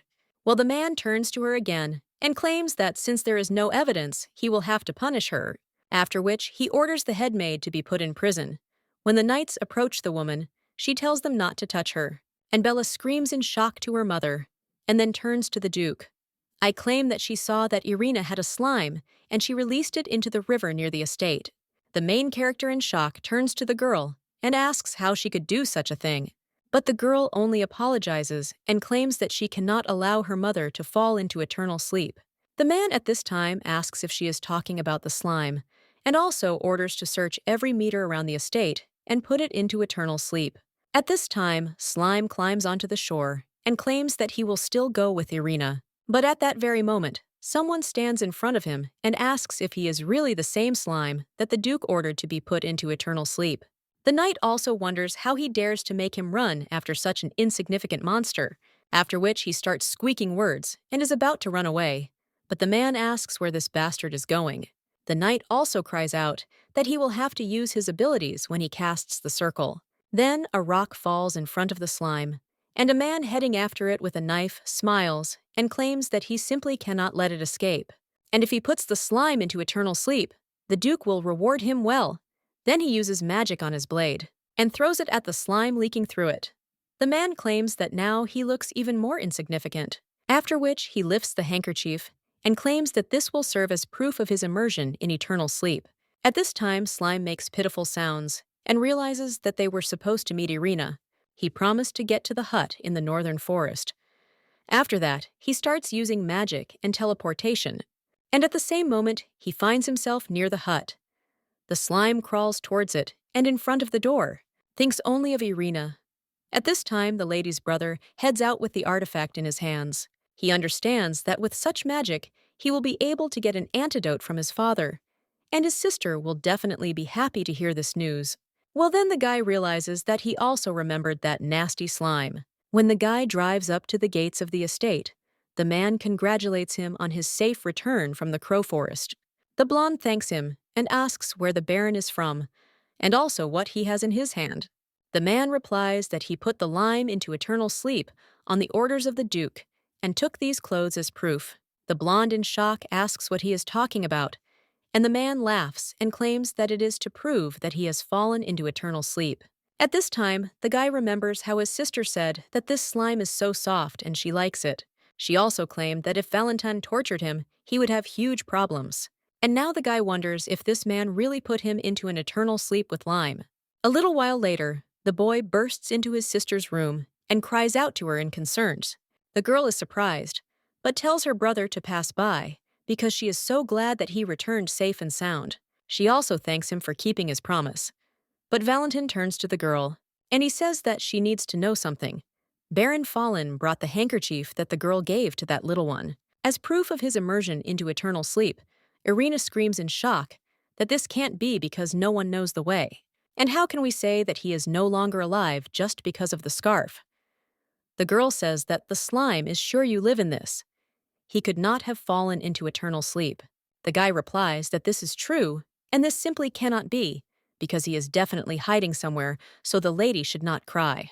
The main character understands that only he supported her in this lonely house, and Islam is special and can also use magic, so she asks him to be alive. 5 years later, someone claims that a debutante ball is coming soon and asks if it is true. Her interlocutor replies that it is true, and the young ladies are so beautiful. Her interlocutor claims that they say that this time the same girl from the rumors will come to the ball. And this is the youngest daughter of the Duke of Sorty. The girl was very ill, and therefore did not go out into society. But she is such a beauty, and her name is Irina Sorty. At this time, the Duke enters his daughter's room. But when the main character is about to greet him, the man is only interested in how many calendula petals are on her wrist. The lady replies that there are 4, and the man says that this is good because they are almost there. Archduke Ruslan is about to return from the demonic war, so by that time they should all be in bloom. Irina wonders if Archduke Ruslan has already closed all the magical gates and declared victory, but it should have taken much longer. The lady does not understand how this happened, and her father wonders if something really happened. The girl apologizes and claims that she felt a little tightness in her chest, which is why she made that face. After which the man clicking his tongue says that it doesn't matter. This time the debutante ball coincides with the victory ceremony in the war, and they say that he doesn't like social events, so he has no idea what he has in mind, but he understands that this is their chance. The Duke claims that he will make his move, and the lady will try to seduce him into proposing marriage to her. And besides, since she is destined to meet him on the street, he allows the lady to leave the estate. The main character understands that this is it, and he has finally allowed her to escape from this unbearable estate. The lady claims that she understood the Duke, and thinks that no matter how you look at it, Archduke Ruslan returned from the war too early. It would be problematic if the plot changed too much. But at that moment, the lady hears someone addressing her. It turns out to be Bella. The maid wonders what the girl was thinking about so much that she didn't even notice her. The girl also claims that the lady is going to the reception for the first time today and is wondering why she is not going. Irina wonders if she is imagining things, or if Bella is happier about it than she is. If you look at it that way, Bella has changed a lot compared to the original story. She even came to her that day and apologized. The girl claimed that she was very sorry because she could not allow her mother to fall into eternal sleep. But from that moment on, she vowed to always stay on her side. Now the girl asks why Irina is silent, and the main character with a smile on her face claims that, as Bella said, this is her first visit to the salon, so she will go get ready. A little while later, one of the maids whispers to another whether she has heard that the Archduke has really overdone it in this war. The other replies that yes, and his wonderful work is all in wounds. But at that very moment, one of the men makes a sound and asks why they are making so much noise in front of the Archduke's room. It turns out to be the butler, and the maids apologize at the same time. The man knocks on the master's door and claims that it is Gregory. The guy says that it is good, and he can enter. But when the butler enters the room, he claims that the wounds are still deep. He also asks why the gentleman did this, but he only smiles and claims that he had no choice. After all, it is necessary to prepare for the reception of special guests. The main character at this time is heading in a carriage. The maid hands the lady a list of the guests invited today, and the girl thanks her. She understands that in order to escape from the Duke, she needs to find an accomplice. In the original, there was one important character present at today's reception, and her name was Ellie Ela. This girl is the daughter of the Marquis, and another candidate for the role of Ruslan's wife. But Irina doesn't know if she will communicate with her, because now they are rivals. But the lady understands that she can meet her assistants only in the cafe, where she takes her close friends, so she should make friends with her. A little while later, someone turns to Mrs. Isla and says that she looks beautiful today. Another girl agrees and asks how one can be so charming. The lady with pink hair asks what they are saying, because all the ladies present there are no less charming. Someone else then turns to the lady and asks if she has heard the recent rumors, because they say that one of the guests, Mrs. Sorty, is an incredible beauty. The lady asks if this is true, and the other girl smiles awkwardly and claims that no matter how you look at it, Mrs. Isla is still prettier. Her friend replies that this is true, and besides, this is her first appointment, so it is impolite to be so late. At the same moment, the main character enters the room and apologizes for being late. She also introduces herself well. At that moment, all the ladies are shocked and understand that this lady is truly an unwritten beauty. Ellie understands that she needs to come to her senses. After all, no matter how much she loves beautiful things, this girl is her rival. The lady with pink hair greets the protagonist and states that they have been waiting for her, after which she states that since everyone is here, they can begin. Irina wonders what they will start. Her interlocutor claims that Lady Sortie doesn't know anything yet. They gather to become friends and improve their manners. But they also practice foreign languages before their debut. One of the ladies claims that she is worried that Lady Sortie will be uncomfortable and unable to learn a foreign language on her own without attending the academy games. The lady with pink hair asks why they don't do Lady Sortie a favor and start from scratch.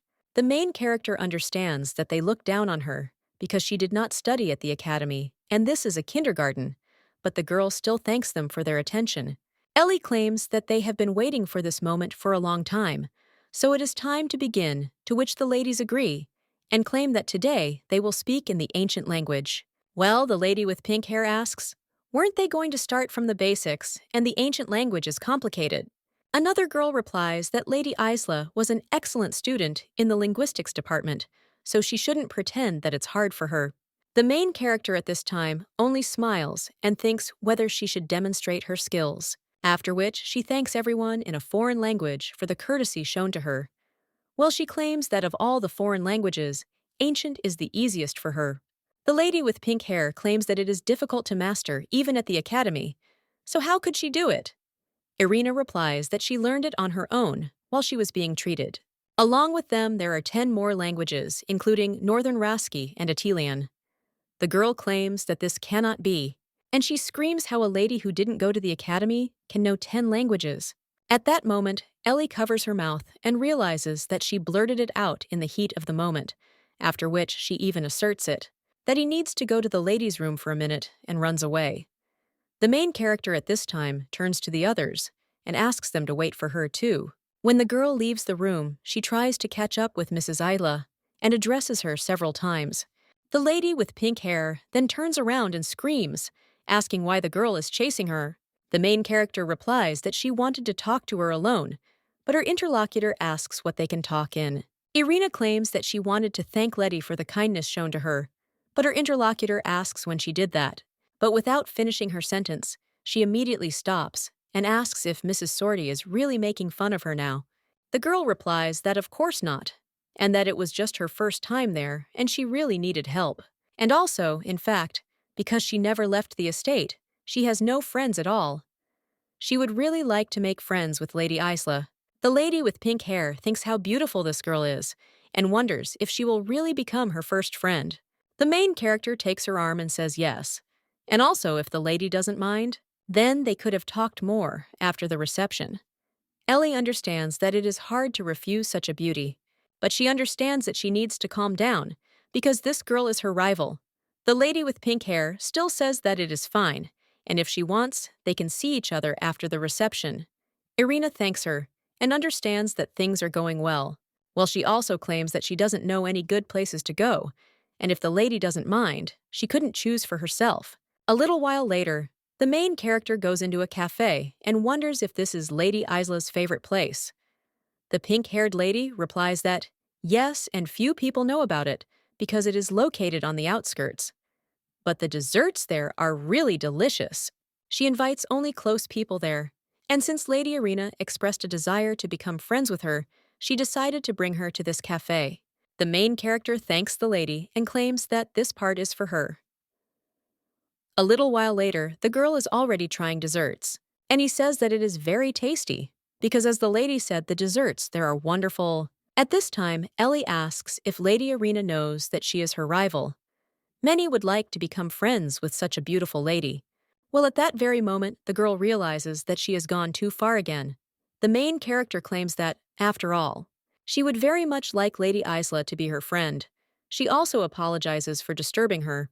At the same moment, one of the workers apologizes to Lady Isla, but claims that the Marquis will return soon, and she has not forgotten about dinner with him. The girl looks at her watch and asks if so much time has already passed. She also apologizes to Lady Irina and claims that she has to leave first today.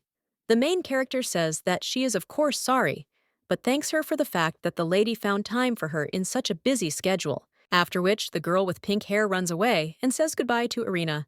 After she leaves, the main character understands that now it's time to meet the master of the Dark Guild. The girl approaches the waiter and asks if he could give her the menu. The guy holds it out, and the girl realizes that in the original, it was the best information guild. With her master as her assistant, she will be able to learn about Duke Sorty. But to meet the guild master, she needs to solve a problem, but she is given 1 minute to solve it. The main character understands that this is it, and asks if he will pass something on to the master. After all, she will answer this question. The blonde is in his office at this time. He slams his hand on the table and claims that this is just another piece of useless writing. The guy also wonders when the information he needs will appear. At that very moment, someone knocks on the door and tells the master that it is him. The blonde asks what happened, because he is so out of breath. But the young man claims that just one lady was able to answer that question. The guy asks what she answered, after which the guy tells about it. And she claims that she also said that the answer to this question does not depend on her, but on Mr. Halcyon. The butler also claims that he will send her back, but the blonde man tells him to bring the girl to him. The butler asks what he is talking about, and the guy repeats once again that he should bring the lady to him, to which he agrees. The blonde understands that finally a person has been found who has experienced all the charm of a happy imagination. He also begins to imagine who she is. Well, at that very moment, the door to the room opens. And when a man sees a lady, he wonders if she is the same precious daughter of the Duke of Sorty. The girl asks if he knows her. And the guy answers that of course the mysterious lady is the main target of the Information Guild, but he could not even think that she would answer this question. The main character, Vatatime, suggests to talk about it later. He also approaches Helshin Sphinx and offers to make a deal with her. The guy then claims that he thought he had finally found someone he could talk to, and that he was not interested in that. The main character asks if he is not at all interested in what information she can provide. The guy replies that for the master of such a guild, it doesn't matter at all. Hey, the girl is interested. Is this really true even if the information is about his brother? The girl comes closer and claims that his name is Myron Sphinx. He is 13 years old. The special ability is to see the future, and it is passed down through the Sphinx family. At the same moment, a dagger is presented to the girl's neck, and the blondes ask how she found out about it. The girl tells him to put the knife away and asks if he is really going to hurt the Duke's daughter. But the guy only tells her to answer where she found out about it, or to plunge into eternal sleep there. The main character asks if even if she is the only one who knows where his brother is, the young man wonders why he should believe her. Irina claims that his brother was kidnapped and is now in the village of Osiria in the north. He has lost his memory and is unable to return. Therefore, he should save him as soon as possible before the slave traders find out about him. At this time, the blonde asks what she wants for this information. The girl replies that everything is very simple. After all, she wants him to give her a full report on the Duke of Sortia. Halcyon asks if all this is for such a simple deal. Well, the main character says that no matter what, she needs him to steal the Archbishop's rosary from the central shrine of the capital. At this time, one of the servants asks the master what it is. The Archduke replies that these are gifts, and the guy asks who there are so many for. The brunette asks, "Can't you see that this is all for a marriage proposal?" The butler at that very moment cries out what the gentleman just said. And isn't it necessary to first find out about the lady's tastes? To which the guy replies that he did just that. Well, the servant wonders if this is really what the gentleman is going to propose to, and if gifts shouldn't be beautiful. The brunette tells him not to worry because he has prepared something like that too. The guy asks what is beautiful, and his master replies that his body, after which his interlocutor cries out, "What does this even mean?"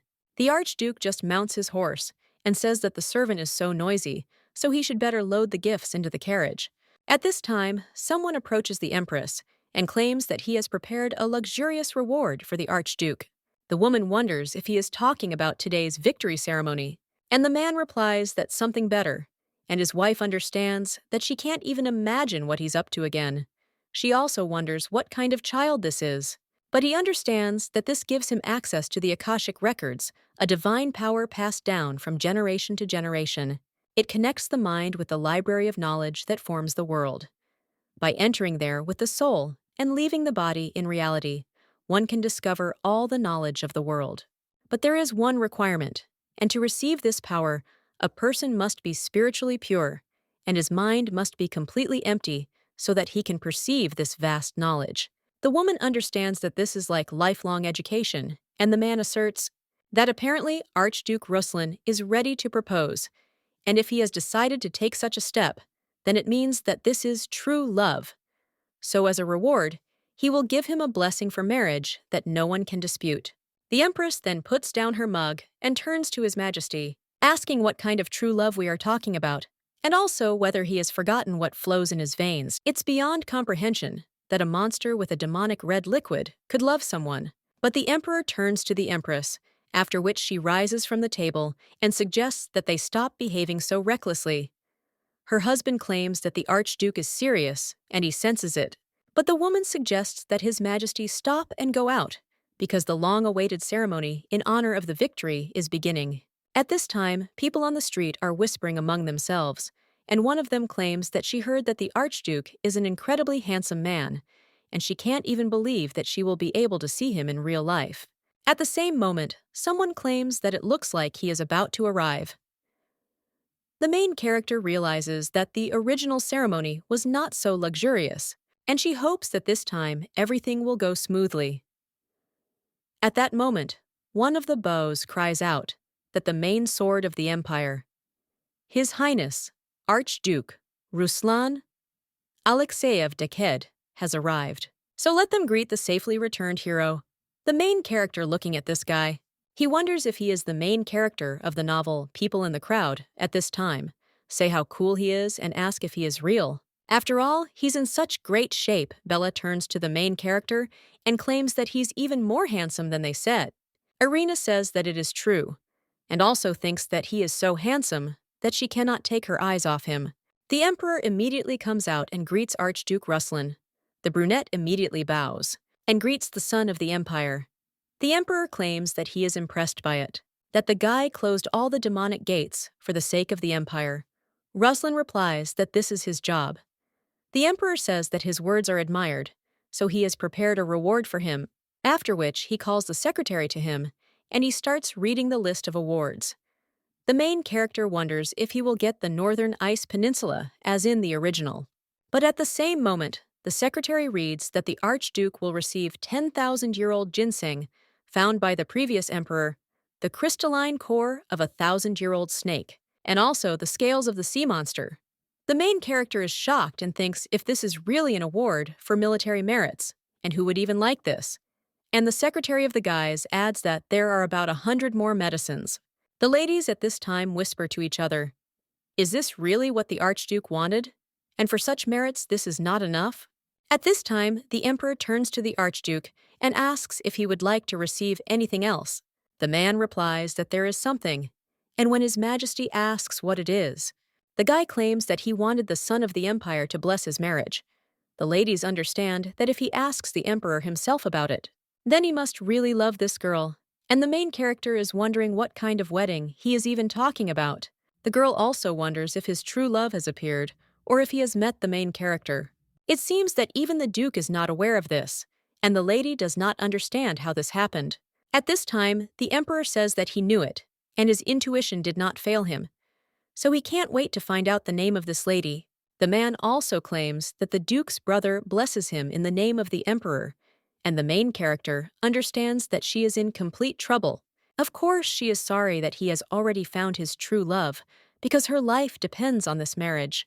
A little while later, the aristocrats are at a ball, and the girl realizes that the plot is different from the original story, and everything is so complicated. Ruslan suddenly asked the Emperor for a blessing, and he immediately gave it to him. Irina wonders what is going on there. Even the Duke himself didn't know about it. The man claimed that since he had a love for my girlfriend, he needed to manage it before the wedding. Irina thinks whether she really needs to seduce Ruslan. At that moment, someone announces that His Majesty, the Emperor, Her Majesty the Empress, and also His Highness Archduke Ruslan arrived. The main character looking at the Archduke, she realizes that he is much more handsome than she imagined while reading the novel, and that he has a great body. But then the lady realizes that she has the feeling that he is watching her, or she's just mistaken. But the girl thinks it doesn't look like that. The guy looks at her and smiles. Irina wonders what this grin is about, and he's looking her straight in the eyes. At the same moment, someone says that Irina is incredible today. It turns out to be Marquise Gold, and the girl asks him about what he is asking. The man replies that Duke Sorty has done him the honor of dancing with her. The main character wonders if her father really said that, and then he smiles and says that it is a great honor for her. Her interlocutor replies that it is mutual, and the girl thinks how dare this idiot Sorty force her to dance with this pervert Eagledoit. At this time, he says that the lady blossomed like a flower, and the main character awkwardly laughs and claims that she would compare him to. But when she almost says the word parasite, she corrects herself and claims that the amazing scientist of Jindriga is the third, after which this guy offers her to dance, and the brunette watches all this, after which he tells His Majesty that he needs to step away for a minute. The emperor asks where he is in such a hurry, and the guy replies that he wants to dance, and the man says what a surprise that is. He also asks what lady caused him to have such a sudden desire to dance, to which the guy replies that he will find out soon. Irina wonders if she should step on this guy's foot and pretend that she can't dance. But at that very moment, someone puts a hand on his shoulder and claims that this lady is already with him. Therefore, the guy had better leave, and quickly. After which, the brunette asks for forgiveness from Lady Irina, and also wonders if she would do him the honor of dancing. The main character wonders if he really asked her to dance, and if it is really Duke Ruslan. The girl claims that this part is for her, and wonders if it is really him who wants to marry her. But then the ladies claim that this is their first meeting, and how can there be a wedding? It's some kind of nonsense. Well, at least it's better to dance with such a handsome man than with that old ugly man. In the novel, it was said that Ruslan doesn't know how to dance, but dancing with him now, you can say that he put a lot of effort into it. And it's even a bit strange the guy at this time turns to Irina Sorty and claims that he can give her what she wants. The main character asks if this is true, and does he really know her thoughts, to which the guy replies that yes, and she also wants to be kidnapped. But the guy doesn't have time to finish his sentence before someone sneezes. When he is about to finish it, the butler starts coughing loudly and claims that he feels really bad. The main character claims that his assistant looks sick and wonders if everything will be okay if they leave. But the guy tells her not to pay attention, and he asks if the lady will come out onto the terrace with him for a little while when this dance is over. The main character asks why, and the guy approaching her claims that he has a gift for her. Irina asks if this is really for her, but at that moment she hears that the music has ended. The brunette bows to the lady and says that they will see each other on the terrace, and the girl wonders if he really said that he has a gift for her. She can't even imagine what it could be. When a lady goes out on the street, she sees a brunette standing in the middle of a lilac. When the main character comes closer, the guy asks if she likes this flower. The girl thinks and realizes that she likes lilacs because the slime always brought them. The lady also asks how he found out about this, and the guy is silent for a while, after which he claims that he also likes lilacs. Irina thinks that he scared her, and why did it seem so much like a confession? The girl thanks him for the dance and flowers, but wonders why the Archduke is so kind to her. The guy awkwardly asks if there needs to be a reason for this, and the girl replies that he himself said that he already has a lover. Irina wonders if he found out that the Duke was bullying her, and decided to appease her so that she would start working for him. The main character tells His Highness the Archduke that if he needs her help, he doesn't have to try so hard. After all, she will be happy to cooperate with him. The guy claims that he is glad to hear this, and there is something he would like to do with the lady, as she wanted. But when the guy is about to tell about the kidnapping, the butler bursts onto the balcony and screams that it is impossible. The Archduke asks what he's talking about, and the guy just greets the lady and claims that his name is Vasily Muten. He's not only the Archduke's assistant, but also a handsome guy. The guy also apologizes, but claims that he has urgent business, and Mr. Young would be very grateful if the lady would leave them for a while. After which, the main character agrees and is immediately shown the door. Irina thinks that it is a pity, of course, that it was not possible to listen to Ruslan to the end. At this time, the butler asks the gentleman what he is thinking about and continues to talk about the kidnapping and captivity. And the guy replies that he is talking about the wedding, but the servant cries out, "Is His Highness really serious? And shouldn't everything proceed gradually? Because if the Duke finds out about this, then war cannot be avoided, and he knows what kind of person he is. The guy claims that this is why he wanted to kidnap her at first, but the butler constantly prevents him from doing so. He also asks if it is really necessary to start the weddings after all. The servant once again asks what is wrong with the master, but he replies that he will propose to her tomorrow. The butler is shocked by this, and then he collapses completely, and also tells His Highness to put him into eternal sleep. The brunette asks why he should do this, and the servant replies that if he really is going to propose to her, it would be better to put him into eternal sleep. But His Highness replies that he will not go back on his words. The guy thinks how stubborn he is, and that he cannot allow the gentleman to propose to her tomorrow. The butler claims that he does not think that the father's lady is not developing events so quickly. His master asks if this is really so, and the servant replies that this is exactly it, and whispers to the master whether it seems so. What is the point of proposing when they haven't really communicated yet? It's stupid because there's no romance there at all. The brunette wonders what the best thing to do is then, and the servant wonders if he really succeeded. His master claims that he trained a lot because she said that she liked a man with a good body, and now he is afraid of being refused. The butler then turns to the gentleman and understands that he has never behaved like that. He also asks what else the lady likes, but the brunette asks how many times he has to repeat it because she likes kidnapping. The servant immediately screams for the master to stop, and he answers that he understands. The servant claims that, first of all, it is worth finding out what the lady likes, and let him remember that the proposal is not the first item on the list. At this time, someone approaches Mrs. Arena and asks if she would grant him the honor of dancing with her. The main character asks with a smile on her face what to do, because unfortunately, she is very dizzy, but she is cursing in her thoughts and wondering if her father has really sent him another one. The lady asks for forgiveness again, and her interlocutor replies that it's nothing to worry about. Irina understands that it is also difficult to refuse constantly, and if she stays there, she will only interfere, so it is better to go out into the corridor. When the main character does this, someone approaches her and greets her. The girl immediately turns around and wonders who this is, but the guy takes off his mask and asks why such surprise, because he even feels offended. Irina asks what he was hoping for when he came up to her so unexpectedly, and the guy replies that he thought she would react differently. At this time, the main character is wondering if he found his brother in the place she spoke about.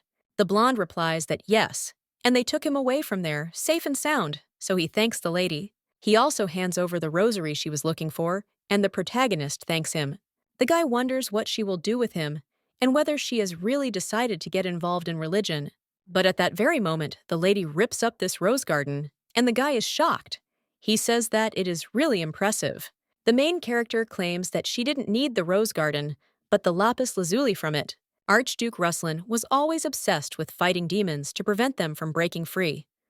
To do this, he needed a sacred object that could cleanse the spirit, namely lapis lazuli, which is a stone that with its golden light indicates that it needs to be cleansed. The girl understands that the Duke already has a similar half, but now she has a whole one, and with his help, even without a wedding, she will be able to make a deal with the Archduke to find an antidote to Kalinda's poison in the Forest of the Dead.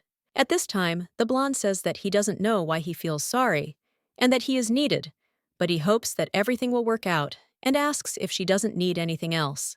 Irina replies that there is something, and asks to find out about the location of Islam in the north. Was there someone like that with a scar under his eye? Because she also has a friend she would like to save. A little while later, the brunette is already sitting opposite the main character, and she is wondering why he came to her. First, he invited her to dance, and now he shows up at her house, and it seems he wants to please the main gossips of high society. At this time, the Archduke says that they haven't seen each other for a long time, and the main characters note that such a thing exists. The lady wonders if they didn't see each other yesterday, but in any case, she has an important conversation to tell him. So for her, even as an improvement, the lady turns to the Archduke and also offers to talk about the cooperation he spoke about yesterday. She thinks he did, but at that very moment, the maids enter the room and claim that they have brought tea. They bring it to the table, then stand near the wall and begin to whisper. The main character realizes that it seems the Duke ordered them to monitor what is happening. She needs to talk to Ruslan about the infirmary to make a deal, and she didn't know they could brew tea so quickly. Therefore, the lady only offers to drink it before it gets cold. The girl also apologizes for such a meager table and claims that if the Archduke had told her about her arrival in advance, she would have treated him to something better. The guy replies that it's not a big deal because he came without warning, and that's enough for him. Irina thanks him for his words, but thinks how awkward she feels and what she can even talk to him about. The girl wonders if she should try to seduce him and is told that she needs to somehow touch his neck to attract the attention of the opposite sex, or to the ear, after which gently remove the hair. The guy at this time notices the lady's movement, and then he asks her if she is uncomfortable, to which the girl replies that she is not at all. Irina thinks that if only she could seduce someone because she and the man only had 2D.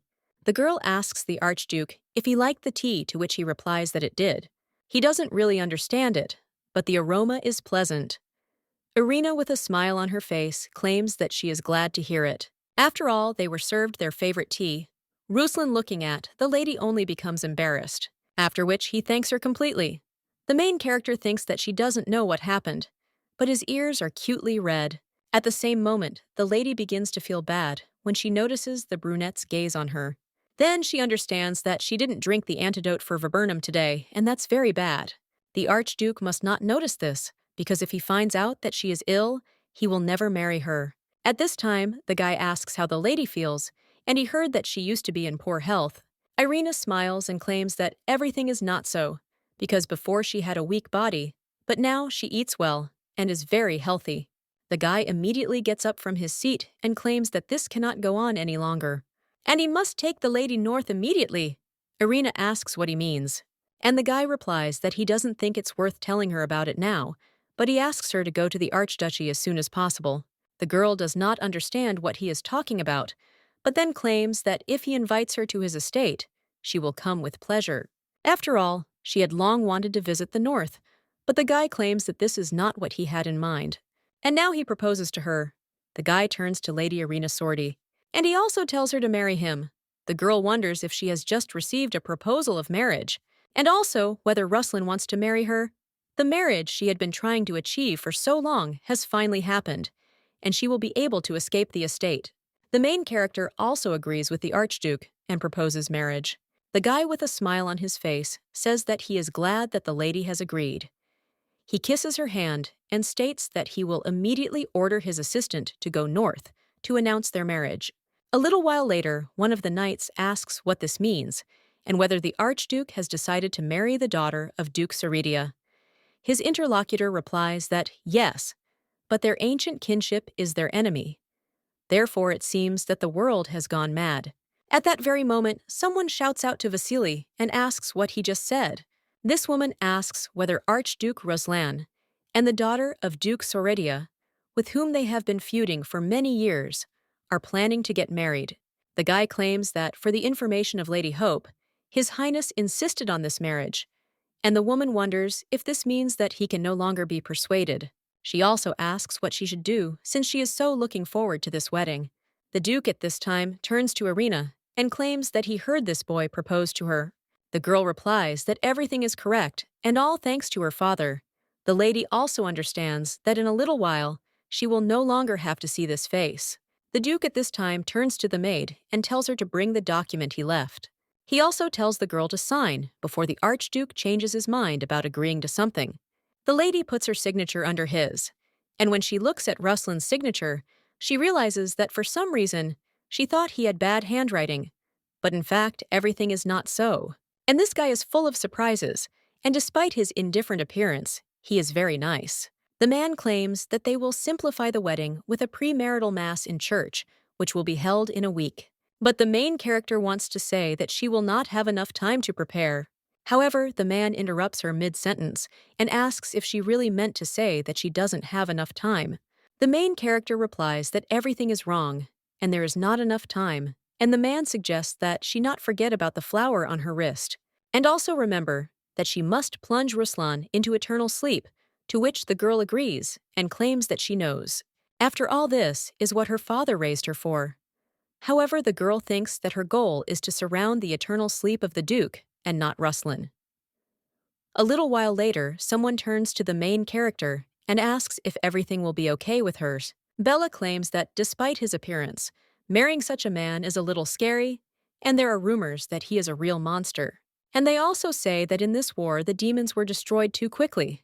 Irina replies that she heard about it, but it's just rumors.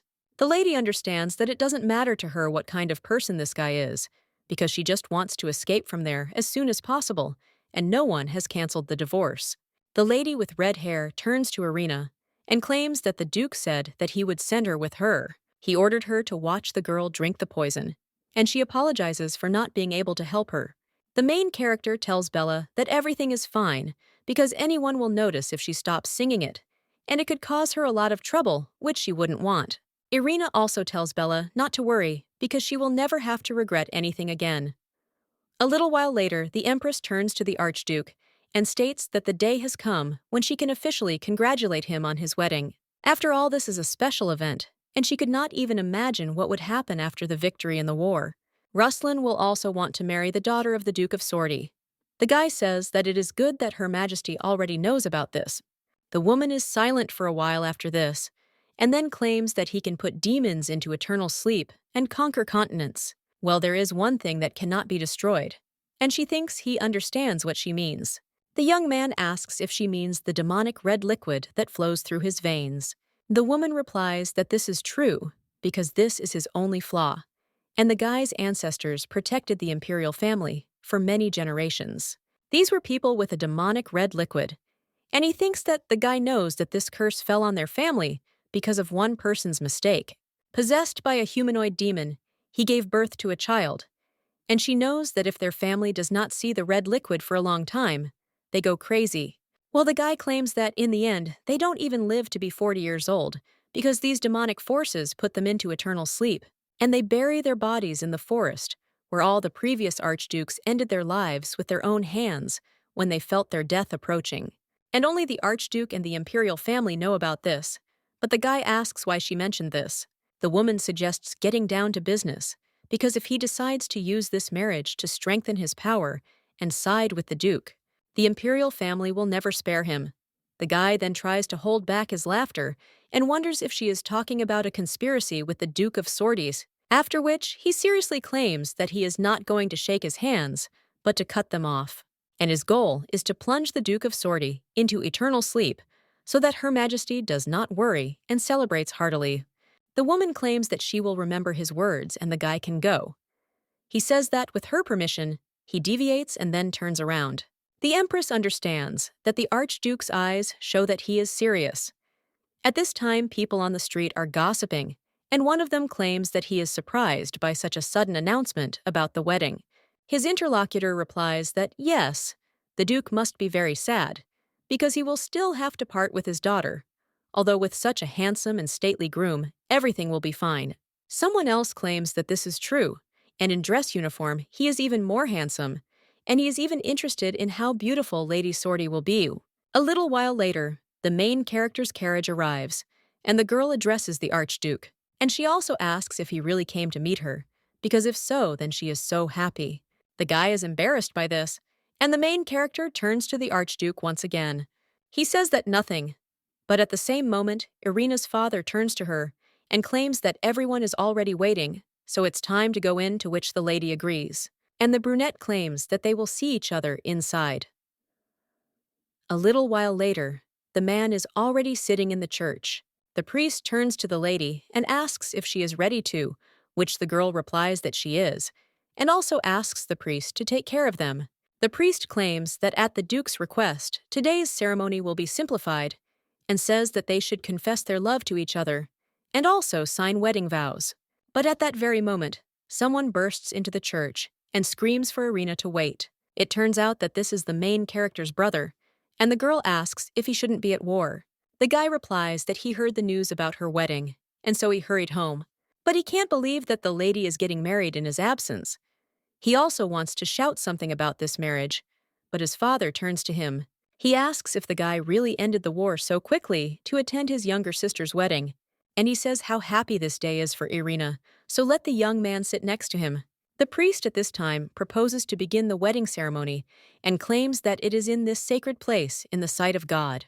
Two people want to swear that despite the hardships, they will go through all the difficulties together, and they will remain faithful to each other.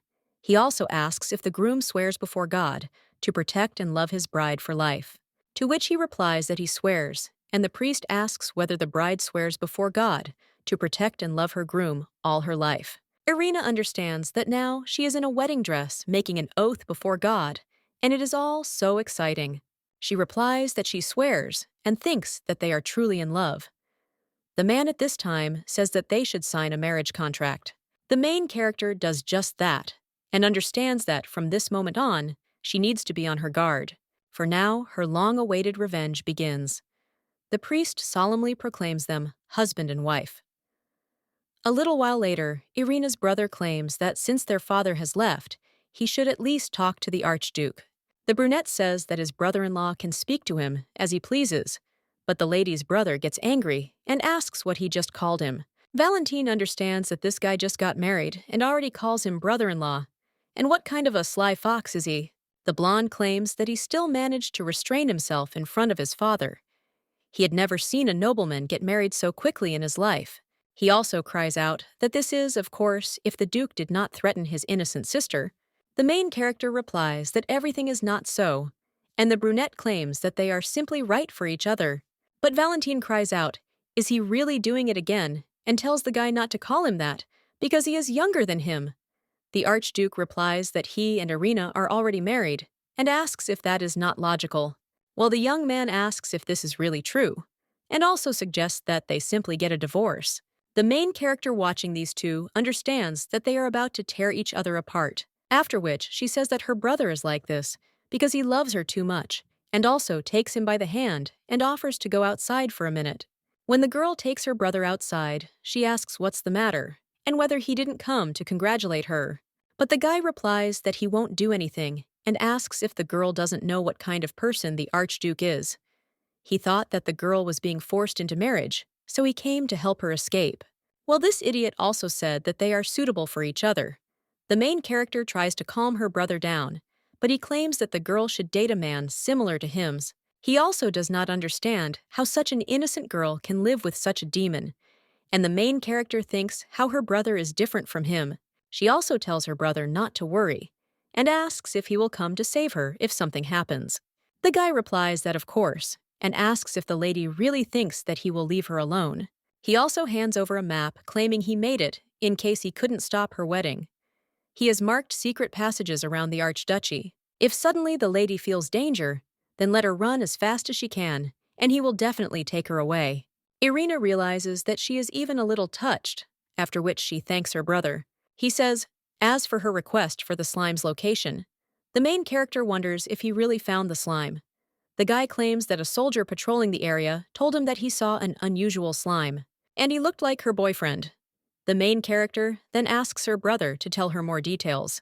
The guy claims it was a big blue slime, and the soldier said it had wounds on its body. Instead of red liquid, a liquid similar to water flowed out of it, but the main feature is the scar under the eye. Irina understands that the slime also had it, and wonders if they really started hunting him. The guy nods and claims that then the forest suddenly caught fire, so they had to retreat. The main character asks how it happened, and the guy replies that they also did not understand what caused it. But he has the feeling that someone deliberately caused the fire with the help of magic. Irina asks, what about the slime, and how could he not have escaped with such wounds? The guy claims that given the speed of the flames, his chances of survival are slim, but he was heading towards the Archduke's estate.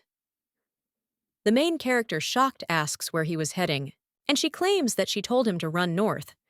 But her brother says that maybe he was instinctively looking for a place to fall into eternal sleep, or he considered the Archduchy a better haven than the North. Valentine turns to Irina and claims that he understands how much she worries about the layers of Ka, and also apologizes for such news.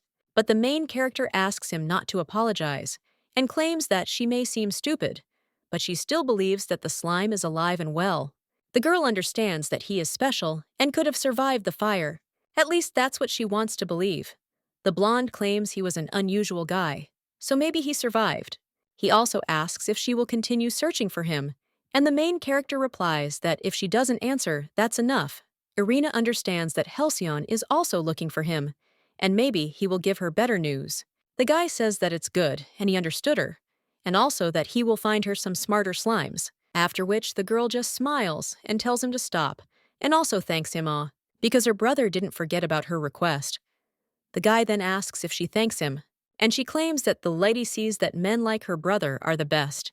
He also asks what about a reward for him, and the main character thinks and realizes that she has something. Since she won't need this thing anymore, she will give it to Valentine. The main character hands this thing to her brother, and he asks what it is. Irina replies that this is his reward, and understands that the brainwashing from Duke Sorty is very powerful, so this thing can help a little. Valentine asks what she is doing, and the main character replies that it is a very expensive thing, and she kept it all her life, after which the guy claims that he promises to keep it safe until he falls into eternal sleep. Valentine also claims that he has something he would like to give her. True, this still needs to be found. The guy promises that he will get her an antidote, but the main character tells her brother that everything is fine, and she also won't fall into eternal sleep so easily, and adds in her thoughts that it's because she already knows where it is. After this, the young man sighs heavily and says that both then and now his little sister is so naive, and also how hard it will be for her to be married to the demon of war. The main character asks her brother to stop because she has already married him and wonders how long he will resist. The young man then says that it's fine, but if the sister wants to get a divorce, then she should just tell him, and the brother will decide everything. Irina smiles and says that she will definitely tell him about it. A little while later, they return to the church. Ruslan asks if they've finished yet, and the main character replies that they have, and thanks him for waiting. Ruslan says that it's okay, and he's not against them hanging out with his brother-in-law. The guy also approaches Irina and claims that they are now a real married couple. The main character asks if he talks about her as his wife, and the guy replies that he does. And he also asks if it wouldn't be more correct to call her that since they are already married. The brunette asks if he made a mistake in something, and the main character replies that he doesn't answer. It's just a little embarrassing. After which, the young man smiles and claims that he never intended to be a husband in words alone. It is important for him to fulfill his marital duties properly, so the wife can count on him. The main character is a little embarrassed by this and wonders if he is talking about marital duty. Valentine immediately cries out, "Is it really possible to allow oneself such conversations in a sacred place?" He also takes his sister by the hand and states that when Irina is ready to go north, he will send a messenger, and now they will go. When the two leave, the brunette only puts his hand on his heart, which is beating very quickly, and he realizes that they are finally married. A little while later, the lady tells the Archduke to wait, while the guy is just wondering if the lady is afraid of him and answers that she is not. And it's just her first time, and she's also completely inexperienced in this. The guy replies that there's no need to worry about such trifles. After all, he will take care of everything, so let the lady not worry, because as he said, he wants to be her husband, not only on paper. He wants to live up to his wife's expectations as much as possible. Irina asks what he's talking about, after which the guy approaches her, and the main character puts her hand on his chest. But at the same moment, she thinks why she is so soft. And at the same moment, the lady sees a slime in front of her. At that very moment, the girl wakes up and screams, "What kind of strange dream is this?" And why exactly at that moment did the slime appear? The girl understands that it was such an exciting scene. And after the wedding ceremony, she dreams such dreams every night, although she does not mind. A little while later, the maids run in more successfully, and one of them claims that they must finish everything before the Archduke passes. One of them asks where the new bed linen is, and the other replies that Marie will bring it now. But the maid claims that the new carpet has not yet been delivered and asks what to do. Her interlocutor replies that she will check now, and if the blanket arrives, let them shoot it. The magicians in the castle are also restoring order, and one of the servants claims that the mansion has not been so crowded for a long time. The woman replies that this is true, because the Duke even asked the magicians to cast a warm spell on all the walls of the mansion for the lady. This had not happened since her time in service to Archduchess Olga, and now the mansion was somehow hot. But the butler says that she doesn't seem to like these changes, after which the woman remains silent for a while. And then she claims that at first, She was pleased with the arrival of the lady, and that the gentleman had spent so much time and health on these wars. And then he decided to get married, and it made her happy and also reminded her of his parents. Well, she still doesn't understand why it should be the daughter of the Duke of Sordia. You wouldn't want to see something like this even in your worst nightmare, and if the guy's ancestors were alive, they would be furious. But the butler claims that he understands her concerns. But what's done is done. And besides, the Duke is not the kind of person who does something thoughtlessly, and he definitely has a plan, so they should stay on his side. He just hopes that everything will work out for him. But the woman says how annoying it all is and claims that she will go on with her business. At this time, another maid was watching them, after which she went to Mrs. Nadezhda. The woman asked what the girl wanted since she was busy.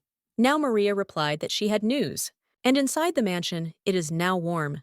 Because the wizards are casting a temperature spell, the Archduke ordered this to be done for the arrival of the lady.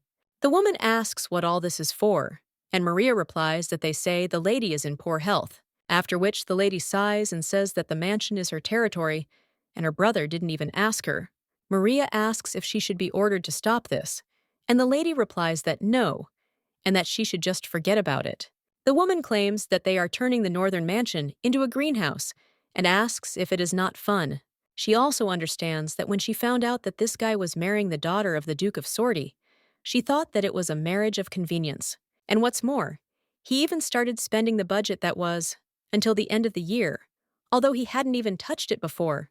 So the lady doesn't understand what he's even thinking about. She doesn't like it at all, because what she worked so hard on is now falling apart. The woman also turns to Maria and tells her to observe the situation and report to her about everything the girl agrees to. The lady with black hair understands that she will not give the mansion to Irina Sordia. No way, the main character is heading in a carriage at this time, and someone announces that they will soon arrive at the Archduchy. The main character looks out the window and realizes that she sees Ruslan's mansion. A little while later, she gets out of the carriage and addresses the Archduke. Well, the guy then greets her and congratulates her on her arrival to the north. He also says that the lady has come such a long way, and the main character thanks him for waiting. She also points to Bella, not stating that she will stay there with her, the lady with red hair bows, and states that she will gladly serve. The main character after that is shivering, and claims that it is much colder in the north than she expected. The brunette claims that since the lady has a weak body, the cold will be felt many times stronger. He also takes the girl's hand and says that she is so cold. The guy claims that they have insulated the mansion for her, so he offers to go through. The main character asks if they used magic, to which the guy replies that that's not all. After all, she can go inside and like it. A little while later, the main character enters the estate and says that it is so warm there. The guy claims that the temperature there, of course, is not the same as in her homeland, but they tried to provide warmth. After which, the lady smiles, and also thanks the Archduke because he took such care of this, and she will be able to live in comfort. The boy smiles and says that he hopes so. At this time, the servants greet Her Highness the Archduchess. The man claims to be a butler named Gregory, and the woman standing next to him says she is the head maid named Olga. The brunette turns to his wife and claims that these two have been serving the Archduke's family for a long time, so they can be trusted with anything. Irina asks if this is true, and asks to take care of her, to which you are told that if they are needed, then let her call them at any time. At the same moment, someone else cries out to His Highness the Archduke, and then even sees the Archduchess. He greets her in the north, and the main character asks if this is Assistant Vasily, and says that she is glad to meet him. The young man with a smile on his face says that it is such an honor that the lady remembers his name, and thanks to Her Highness, the mansion is now so beautiful and warm. Although he is a northerner, he does not like the cold at all. At this time, the brunette suggests Vasily to stop chatting and say what he wanted. The guy claims that the patrol squad arrived with an urgent report, and the gentleman should now go to the office. The guy then sighs and claims that he wanted to show his wife the mansion in person, but nothing can be done. Irina tells the Archduke that everything is fine and he can go quickly. The guy then turns to Gregory and tells him to take care of the lady while he is busy, and also show her the mansion, to which the man agrees, and also asks the Archdukes to allow him to accompany her. At this time, Irina looks after her husband and understands that she is so touched by his concerns. A little while later, The butler is already finishing the presentation of the mansion. Ari says that the lady has come such a long way, so she is probably tired, and he asks whether to accompany her to the room. Irina answers that yes, and that would be nice. Well, then the main character thinks that if this room is for both of them, the girl also apologizes and asks, "Isn't this a room for newlyweds?" To which the butler replies that he doesn't answer. According to Northern tradition, the lady will live in the guest room for the first time. She can take a break from moving and relax. The main character says that this is how it is, and thinks that it is good. After that dream, she was a little worried that they would sleep in the same bed. Well, the butler says that if the lady is disappointed, then maybe he should talk to His Highness, to which the main character replies that it is not necessary. A little while later, the butler is already showing the lady to her room, and says that they will serve dinner there so that she can rest, and at this point, he declines. The main character thanks him, then she turns to Bella. The lady with red hair claims that despite her fears, people are so friendly, and when the main character takes off her jacket, she immediately falls onto the bed and says that the bed is so soft, so it's wonderful. The maid replies that yes, all their beds were hard, but at that very moment, someone knocks on the door and asks for forgiveness. Bella immediately gets out of bed and heads to the door, after which she opens it. The woman who enters the room thanks her and then greets the Archduchess and claims that she is the younger sister of the Archduke named Nadezhda. Irina says that she is pleased to meet you, and the lady states that she understands that the Archduchess is very tired. Well, she came to say something important. The main character asks what she's talking about, and the woman replies that this is a very important conversation, so she asks if the maid could leave them for a while, to which she agrees. After which he leaves, and the brunette turns to the lady and claims that she heard that Lady Irina never left the Duchy of Sorty. The girl replies that yes, and that is true, and also that although she is better now, she was weak before. The woman claims that she thought that a person like her in the Duchess's place would have to face many difficulties. She took over the duties of her mother, who was the previous Duchess, so she asks how the lady views her continuing to play the role of Archduchess. The woman also thinks that Irina Sorty should try to answer. She wonders if the girl really wants to become an Archduchess, but the main character only smiles, and he asks why the lady is so nice. In fact, she was so worried, because with her condition, she can't work hard yet and she knows little about the local situation. So how good it is that the lady who has led the Archduchy for so long has taken this upon herself. The girl only gets angry about this and wonders if Irina Sorty really became an Archduchess with such a mindset, and how dare she even consider herself part of this family. A little while later, the brunette bursts into some office and asks for forgiveness.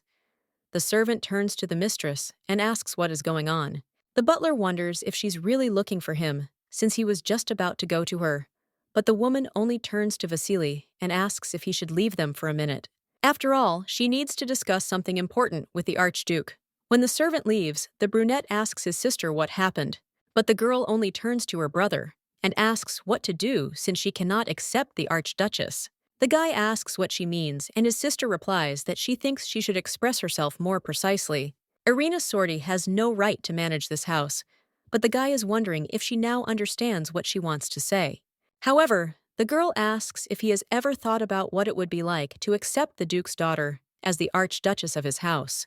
When she first heard the news of his wedding, she thought it was a marriage of convenience, so that the Sorty family would no longer send spies. But now he spends the entire budget on one person, and Irina doesn't care about their family. And how can she accept her? And isn't he at all ashamed in front of his parents, who have fallen into eternal sleep? But at the same moment, the guy turns to Nadezhda and claims that he sincerely wanted to marry her. The girl screams, "Is it really Irina Sorty?" And the guy replies that now she is Alexieva. Well, the brunette asks if her brother is serious. The guy replies that she is a sweet, kind, and fragile girl. Therefore, let his sister stop seeing her as only the Duke's daughter. And if she does not change her mind, then he will consider this as a rejection of the family.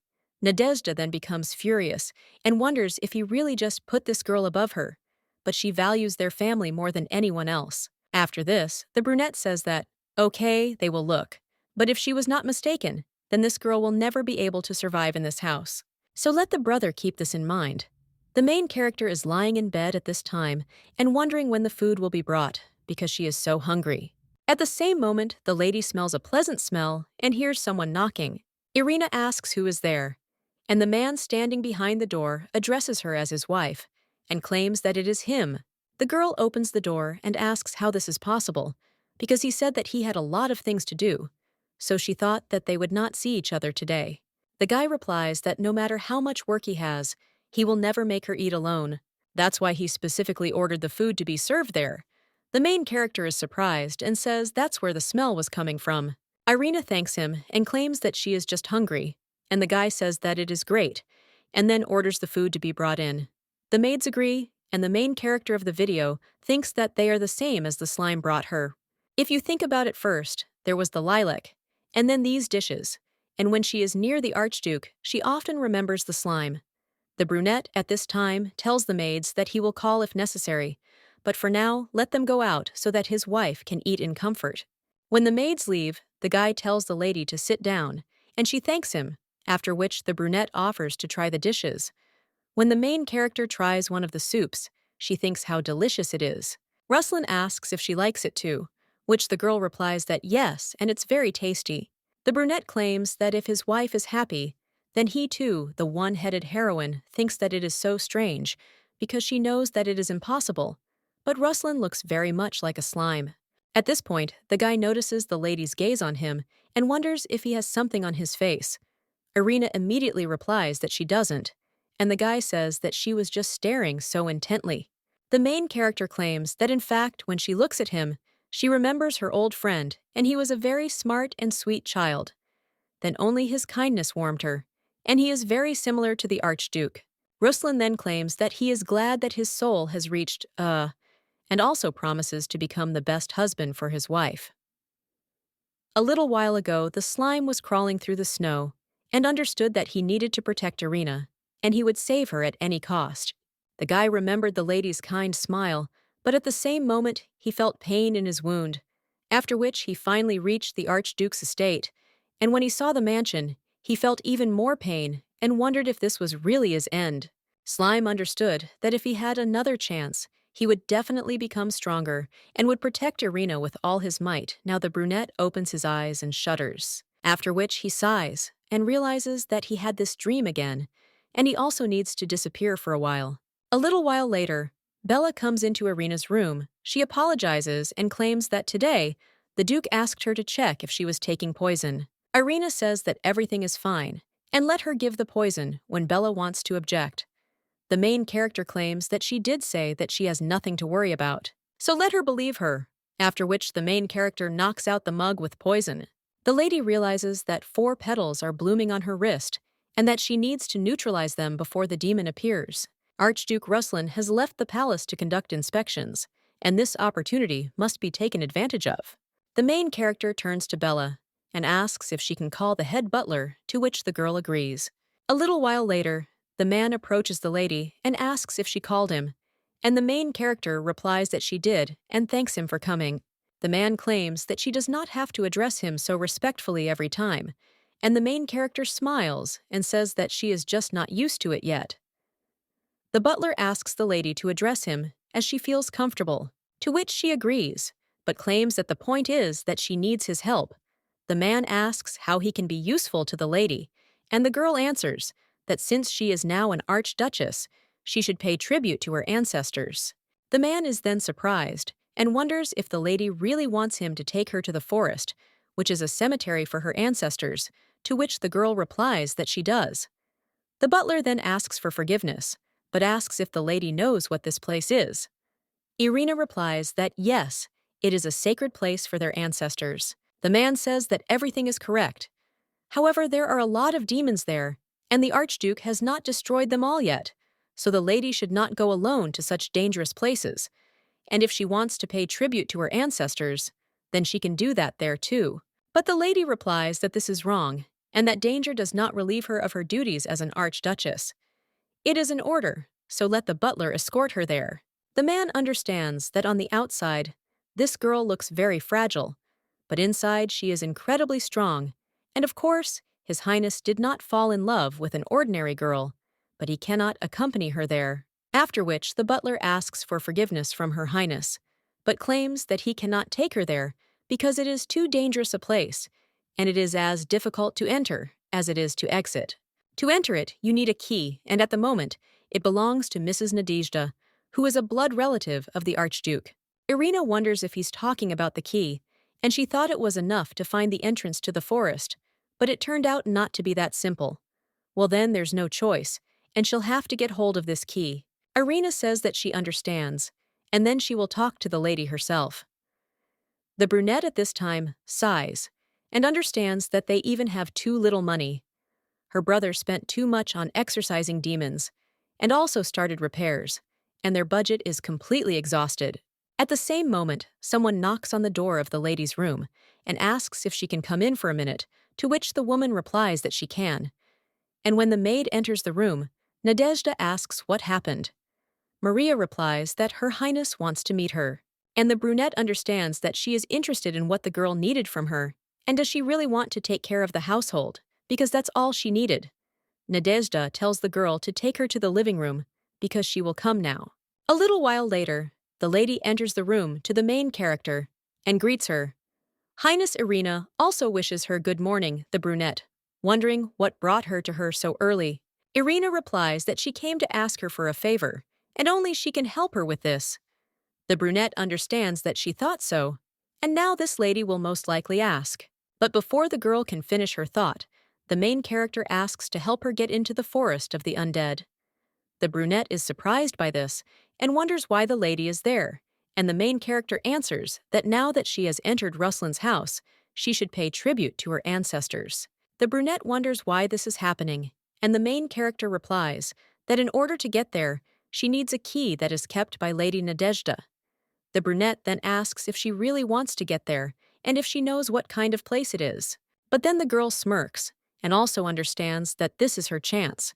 She claims that on behalf of their family, she wants to thank her, and she is sure that her ancestors will be touched by her actions. Irina claims that there is nothing wrong with that, and it is her duty, so let the lady accept her gratitude. The brunette smiles after that and says that it is not worth it, because later she will be much more grateful to her. A little while later, the brunette is already helping the lady open the gates to this forest, and the main character understands that this is where the Forest of the Living is located, and it is not for nothing that it is described so gloomy. But now the lady thinks that she feels better, and she seems to be going into the Forest of the Undead, and her soul is so calm. The brunette then says that she completely forgot, because she still has things to do, and she is also afraid that the lady will have to go alone.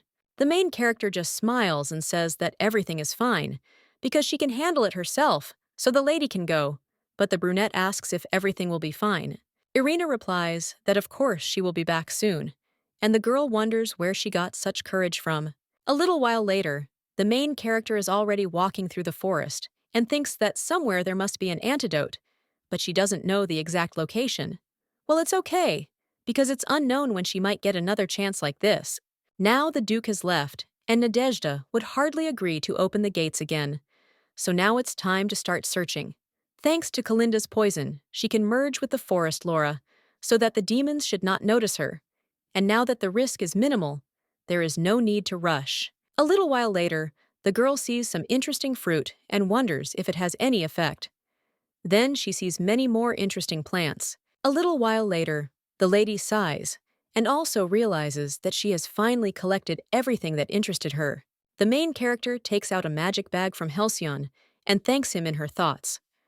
When the main character goes further through the forest, she thinks how much is there, but she doesn't see the antidote. The lady also understands that she needs to leave before the sun sets, but at the same moment, she notices something else and sees that it is a tree, and it also looks like it is very old.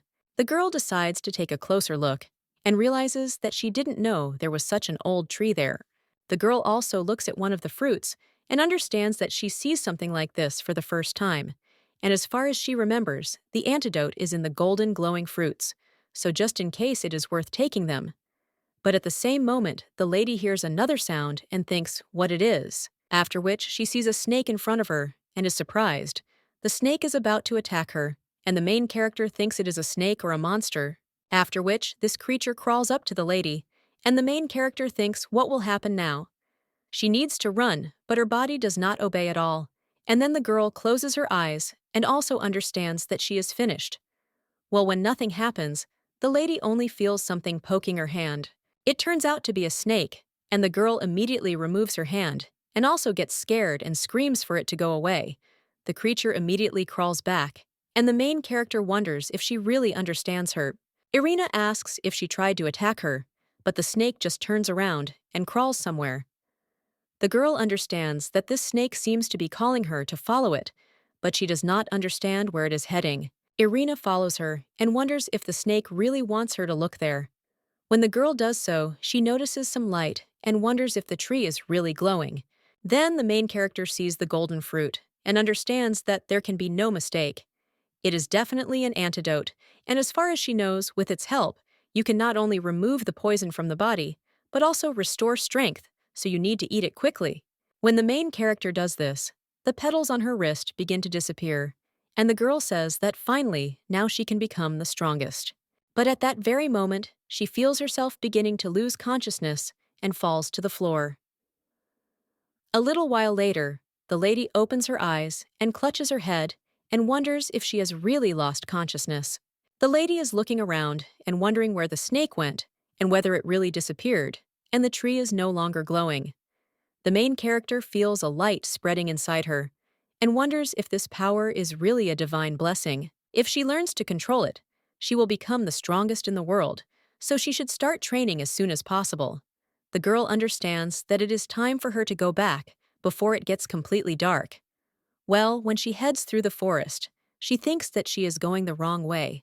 When she turns a couple more times, then she realizes that she is lost, and the lady wonders if she has turned the wrong way. But the sun has almost set. At that very moment, the lady hears someone approaching her, because it existed breaking a branch. Irina wonders if this is a monster, and understands that it is better for her to stay away. Well, at that very moment, she hears a very familiar sound, and when she turns around, she then realizes that this creature has a round blue body and a scar under its eye, after which she asks if this is really slime. The main character understands that it is definitely him, and that he really was going to Ruslan's estate. The girl at that moment joyfully addresses the slime, but he only screams furiously. Irina wonders why he is angry, and has he really forgotten her? And then the main character says that it was her. Slime just touches her hand, and wonders what the lady is doing alone in such a dangerous place. Irina understands that thank God he remembers her, and claims that she was just looking for something. But then the girl screams where he came from, and didn't she tell him to go to Chaco Forest? After which the girl asks if he even knows how long she was looking for him. Slime then only crosses his arms, and the main character wonders if this means he doesn't want to answer. After which she takes him in her arms and says that it's okay. The main thing is that they met Slime, then waves his hand shyly, and the main characters claim that she missed him, and asks if he missed her too, to which he sadly replies that he missed her too, but it's not time yet.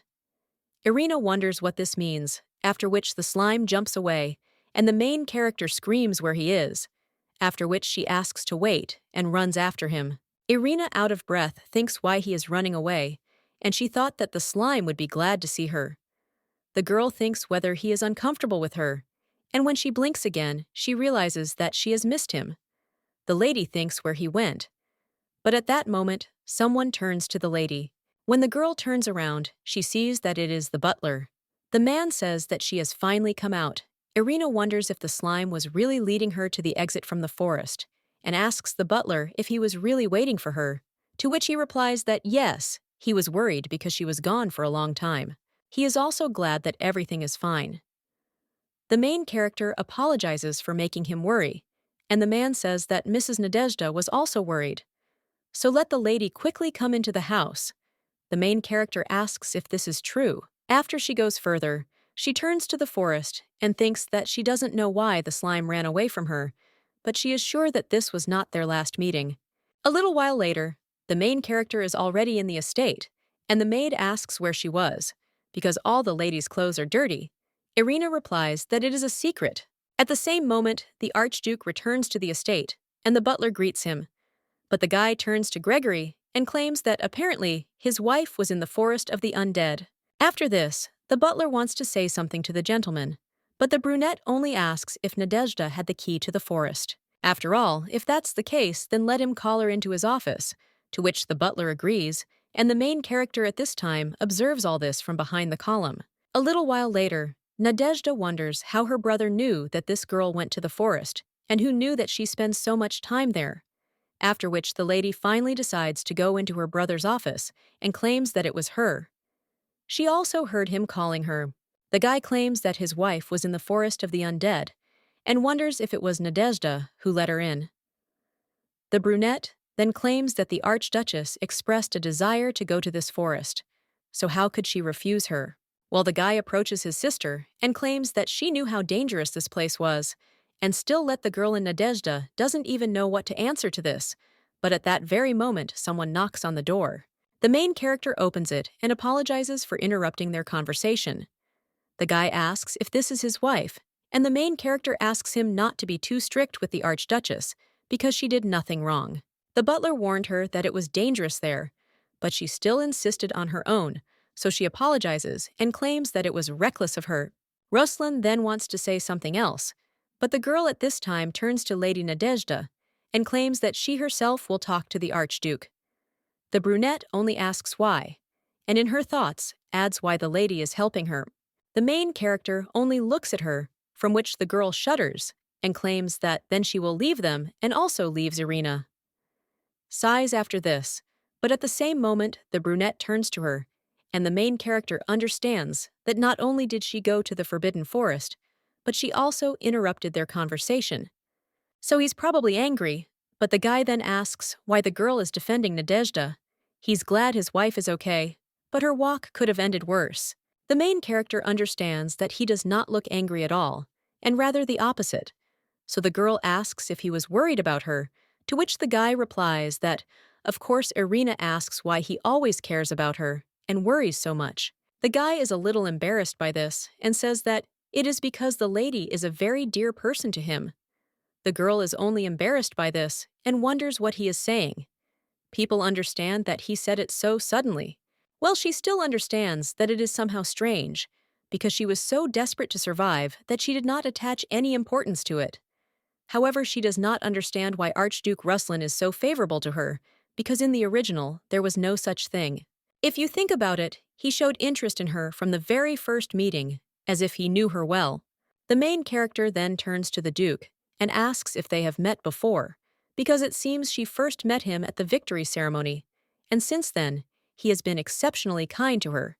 And during their second meeting, he suddenly proposed to marry him. The main character asks if it is possible that he already knew her then, but the guy only remains silent in response, and then claims that yes, and they had seen each other before. The girl asks if this is true, but wonders when, and the young man replies that it is a very long story, so he will tell her about it later. Irina notices his face and wants to say something, but the guy claims that it is already quite late. Therefore, to begin the marriage, it is worthwhile to rest. Irina, after this, wants to add something else. However, the guy claims that he is afraid that he still has a lot of things to do, and he will not be able to take the lady to her room, so he wishes her good night. And then he closes the door completely, and the main character understands that she was just kicked out and wonders if she really is his dear person. Irina understands that it means they already met, once she doesn't remember when, because she wouldn't confuse the main character with anyone else. At the same moment, the main character notices someone else near her and asks if it is the Archduchess. She wonders why the lady is still there, and the brunette replies that she has a question for Irina. The main character asks what it is, and she awkwardly says that she doesn't understand why the lady intervened because of her, and she is sure that the lady knew that she sent her into the forest not out of the best intentions. Nadezhda understands that she probably has an ace up her sleeve, and the ladies will take advantage of the opportunity and also demand something. But the main character at this time is only interested in what this lady is. After all, she simply told the Archduke the truth. After all, she opened the gates at her request. And most of all, she did not want them to quarrel because of her. Nadezhda asks if this is true, but the girl is interested in whether something else is needed. Order does not understand whether the lady really intervened only for this reason. She also understands that in her youth, there were those who helped her when she suddenly found herself at the head of the family and those who owe her a lot. Loyal supporters of the Archduke's family, and there were also idiots who demanded payment here and now. The lady thought that this girl would also ask for payment, but this girl from the Sorty family is just like that, so she can't believe it. Irina at this time sighs and claims that she knows how much a lady values her family, and also understands that she doesn't like it because their families don't really get along. But now that she has become a part of this house as an archduchess, she will do everything possible for this family, and let Lady Nadezhda also believe and protect the family. The brunette then shakes the lady's hand and says that they will live and see Irina, then says that she will go, then and leaves, and Nadezhda, left alone, understands that no one has acknowledged her for a long time, and also whether she misunderstood the girl. But at that moment, the lady understands that she needs to wake up because this girl is still from the Sorty family, so she can't relax.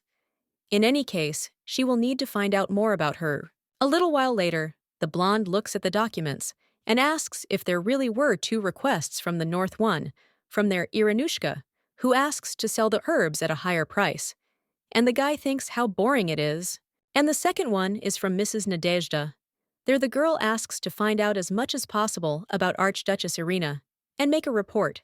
The guy understands that if we are talking about the Sorty family, then he has already conducted an investigation, so all he has to do is sort out the information about Irina. He had suspected something was wrong ever since the lady had asked him to keep an eye on her father, but he had never thought that she had grown up in such an environment. To think that beneath the guise of a sensible man like the Duke of Sorty, there was a fanatic who abused children and using devilish tricks. That's why the blonde thinks what a nasty guy he is. He doesn't know what goals this man is pursuing, but he has a bad feeling. A little while later, the servants in the estate are all hurrying somewhere. The main character watching this asks Bella if I'm imagining it, and that it's somehow noisy in your mansion, to which the girl replies that there is such a thing, and Irina wonders if they are really preparing for the reception. Her interlocutor replies that it would be great, and yet he turns to Irina and also asks if everything will be fine if she does not take the poison. For some time she can hide it from the Duke, but sooner or later he will notice it.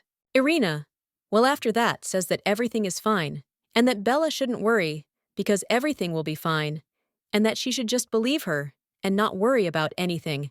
After which the lady with red hair agrees and says that now the lady is the Archduchess of her, and what can the Duke do to her? Irina understands that now that she drank the poison and gained divine powers, she can stop taking it.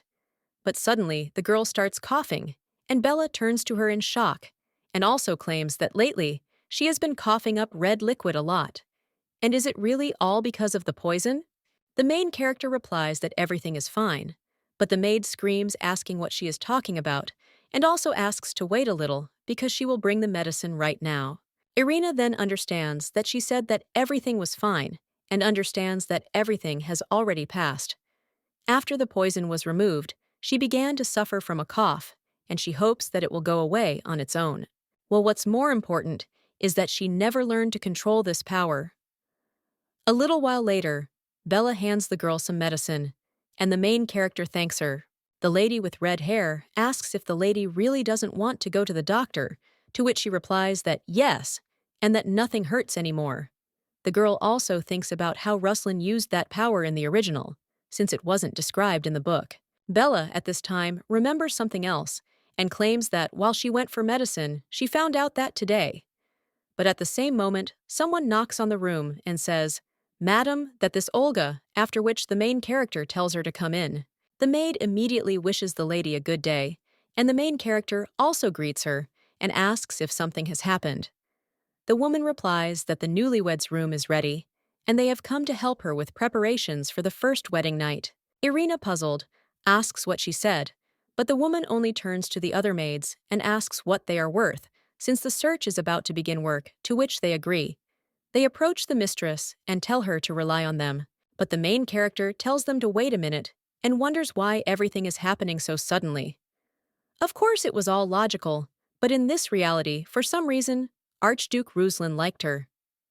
On the day of their wedding, he even said that he would fulfill his marital duties, and the novel was marked for adults, so she admits that she is even interested in how good it will be, one of the maids tells the mistress that everything is ready.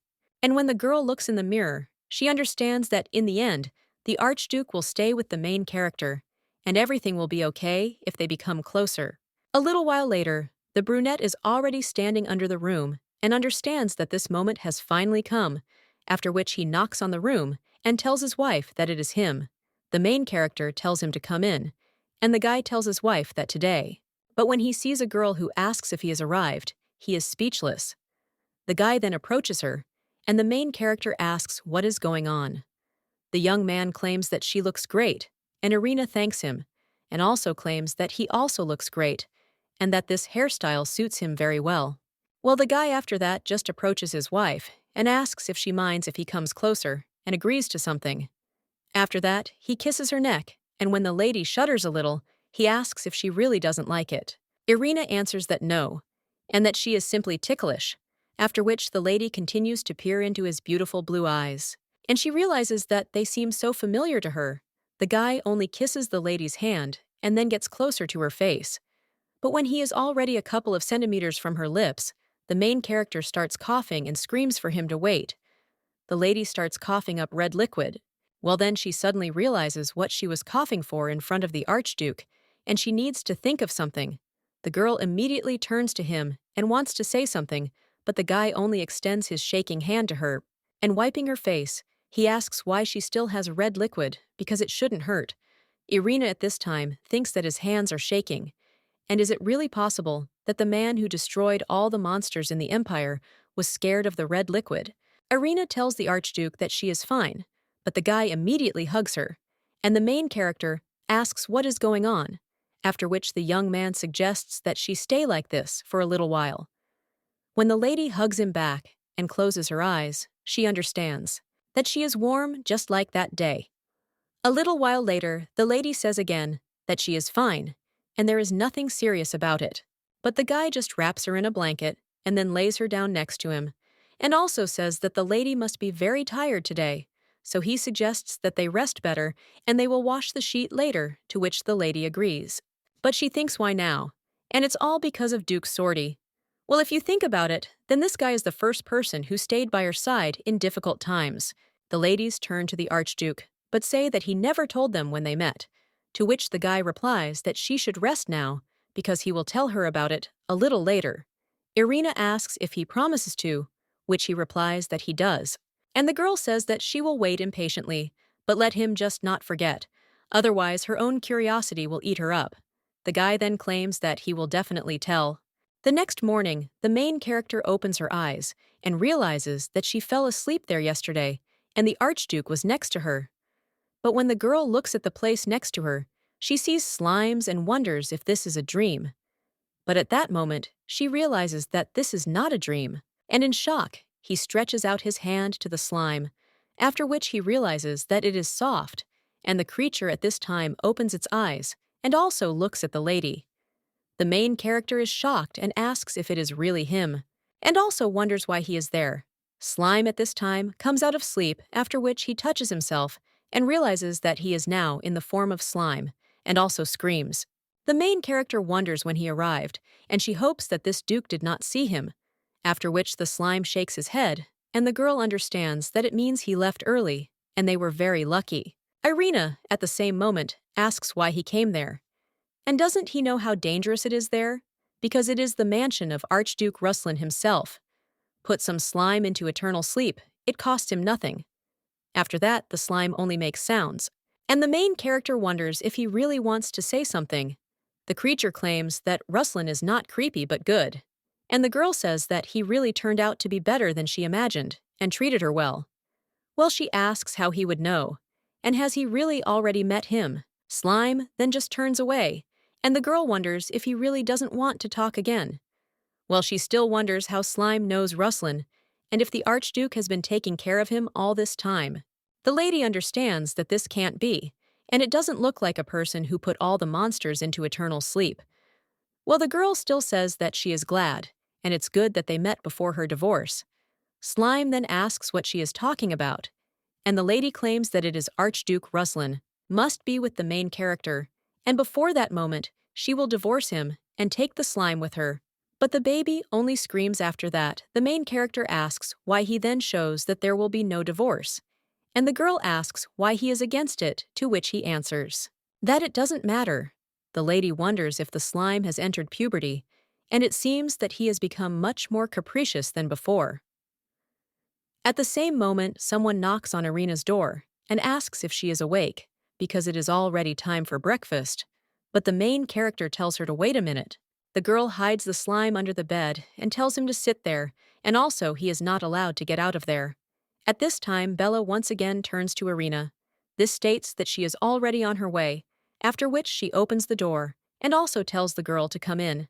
The lady of red hair wonders if the Archduke is really there, because she definitely heard the lady talking to someone, and the girl replies that this can't be, and maybe she misheard. Bella asks if she really thinks so, and the main character replies that she does. When she is about to go to breakfast, she turns to the bed and realizes that she has, of course, hidden it, but she thinks that everything will be okay.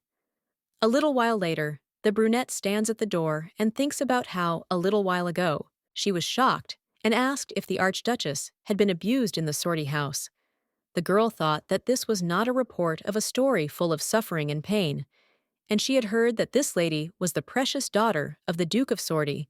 But was it all a lie? After which, the brunette asked if all this was true, to which the guy replied that of course. But the girl asked why the Duke treated his daughter so cruelly, to which the guy replied that most likely he wanted to use her for selfish purposes. However, it seems that the Archduchess has resisted his will, and perhaps that is why she tied the knot with their family. And this also explains her recent reckless act of going into the forest of the undead Bratka. Wonders if this is how Irina tried to escape from the Duke. After all, she mistook her for a puppet, and this is her mistake, so she should apologize to the Archduchess. Now the brunette is standing at her door and understands that this is why she came there, but she is thinking what to say to her. At that moment, someone turns to her from behind and says, "What kind of meeting is this?" It turns out to be the main character, and the brunette turns to her, after which the girl asks what brought her there, and does Lady Nadezhda really want to say something? The woman then begins to say the word forgive. But at that very moment, she turns around and claims that she was just passing by, and the main character wonders if she wasn't just standing in front of the door. Someone else says that she probably wanted to apologize. When Irina turns around to this person, she realizes that it is Halcyon. The blonde guy greets her at this time and says that they haven't seen each other for a long time. Irina asks why he is there, and the guy asks why not, and the girl tells him to come in quickly. After which, she keeps pushing him into the office. The guy says that she has more than enough strength, and the main character screams that if someone saw him, but the young man only hands her a bag and claims that he sold her herbs at a higher price. Irina asks if everything has already been sold, to which the guy replies that of course. After all, he is a qualified master of the Information Guild. He also asks where the lady found such valuable herbs, and the girl replies that it is a secret. The young man at this time takes out another paper and claims that it is a report on the activities of Duke Sortie. Irina thanks him, but the guy says that he doesn't look like a madman, and now the Duke is hunting for demonic items, and he is also interested in the Book of the Archdemon. The girl in shock asks what he said, and understands that in the original, her father started looking for her later. The young man claims that he does not know why he needed her, but he does not like it. Irina then asks Halcyon if she can ask for something, after which she claims that she knows where to find a fake golem heart and wonders if he can get it and sell it to the Duke. Irina understands that in the original, he used exactly this to summon the archdemon, but if she replaces this heart, she will be able to weaken the power of the archdemon. The guy then thinks a little, but still says with a smile on his face that it is good, and the post lady to trust him. Irina thanks him, and the guy claims that he is glad that this is all between them. The girl, in response to this, only smiles awkwardly, after which the blonde once again turns to her and approaches the lady. He wonders how her married life is, because he was very upset when he found out that the lady was getting married. But at the same moment, the guy gets hit in the face by a slime. The main character is shocked after this and asks if it is really a slime.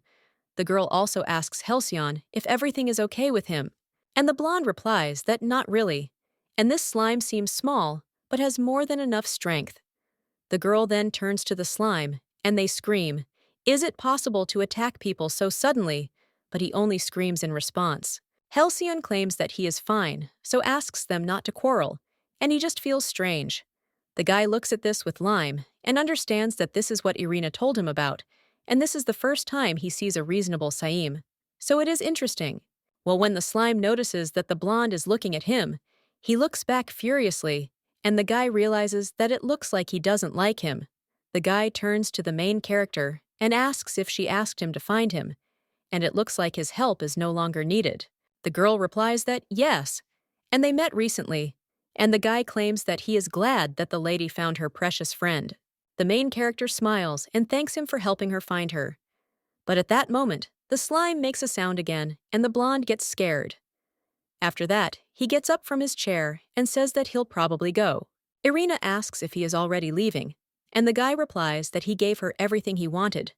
And besides, if he stays even for a minute, he will become the first person to fall into eternal sleep from slime. As he leaves, the blonde wishes the lady good luck and claims that he will contact her again, and the main character thanks him and wishes him good luck too. Slime at this time looks at him furiously, as if saying that this guy should not come again. And when he closes the door, the main character, she exchanges glances with the slime. She asks how the slime could do this to her, an innocent person, and how lucky it was that it was Halcyon. What if it was someone from the estate?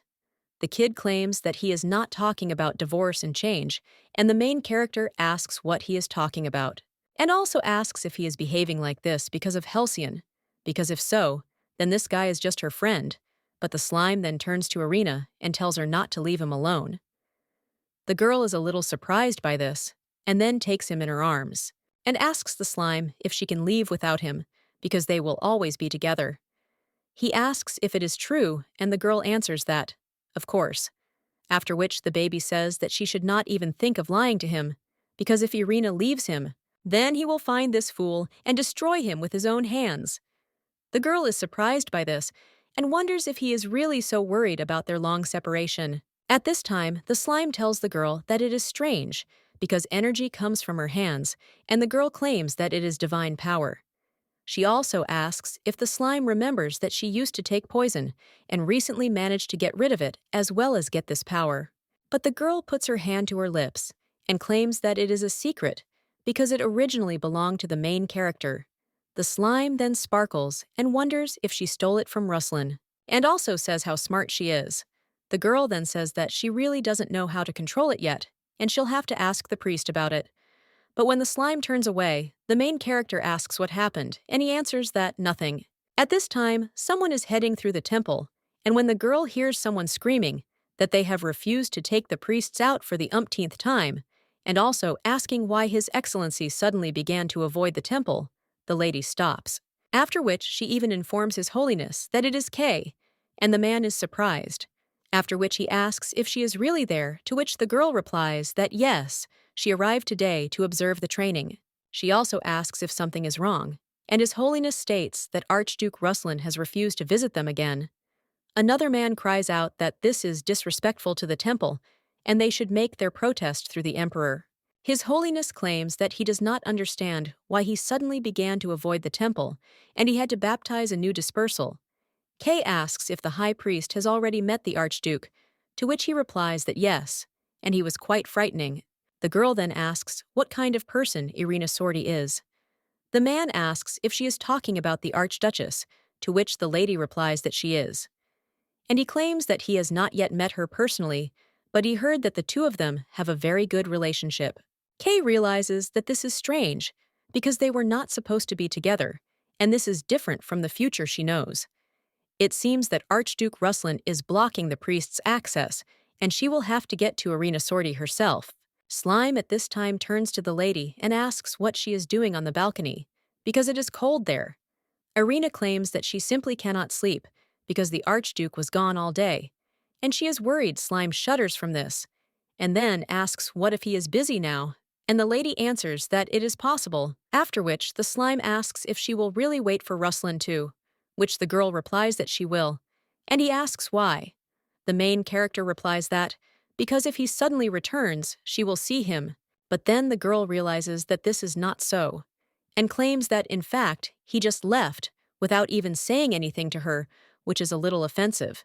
The girl also asks what to do since he will be with the main character, but she has already become so attached to him. After this, the slime tells the girl not to worry, because the Archduke will not be with the main character, and Irina asks why, to which the slime replies that Archduke Ruslan loves her very much. Irina looks at him a little surprised, and wonders if the slime is trying to console her now. The lady also smiles and thanks him, and also claims that she always knew that he is her only friend. The girl pulls his cheeks, and the slime asks her to stop. Irina apologizes, but says that he is so cute, to which he replies that it is not true because he is cool. The girl then turns to the cool slime and claims that it seems that the Archduke will not be returning today, so maybe they can sleep together, which makes him happy and immediately jumps to the bed.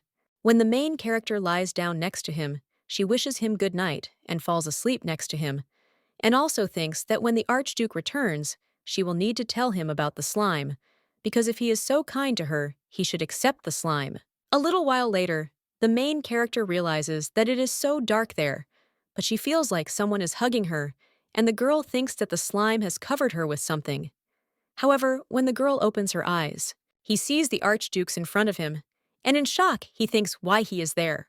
And besides, why is he not wearing clothes? After which the guy opens his eyes, the main character thinks, did she wake him up, and decides to pretend to be asleep. The guy then turns to his wife, but the lady pretends that she is sleeping. The young man immediately kisses her forehead and wishes her sweet dreams, after which the world will be superimposed again. And the main character understands that this is just a dream, and now she can sleep again. The next morning, the girl opens her eyes and then asks the slime why he is making so much noise early in the morning. Well, when she looks in the direction where the sound is coming from, then she understands that it is the Archduke. The girl looks at him and wonders why the guy is getting dressed there, and also asks when he returned, to which he replies that he just now. The main character says that it is clear, after which she suddenly wonders where the slime went then. When the girl looks around the room, she realizes that he is nowhere to be found. Well, they were together just yesterday, so where did he go? At this time, the brunette turns to his wife and asks if something has happened, and the girl wonders if the slime ran away because of the Archduke's return. Well, if not, then the reason for his disappearance is the Archduke himself, and the girl approaches him, after which the guy asks what happened. Irina asks if he has seen a slime there by any chance, and the guy shudders after that. And then he looks away completely, but the lady asks for forgiveness for having brought him without asking. However, she claims that this slime is her precious friend, and she just wants to make sure, just in case. After which the lady imagines the worst possible outcome and swallows, and with tears in his eyes, he asks if he really put him into eternal sleep. The guy is surprised by this, and then answers that, of course not. The girl then asks if he knows where the slime went, to which the guy is about to answer something. Well, then he stops and clenches his fists and sighs. Having collected his thoughts, he turns to Irina, and having decided to confess everything, he claims that he is her slime.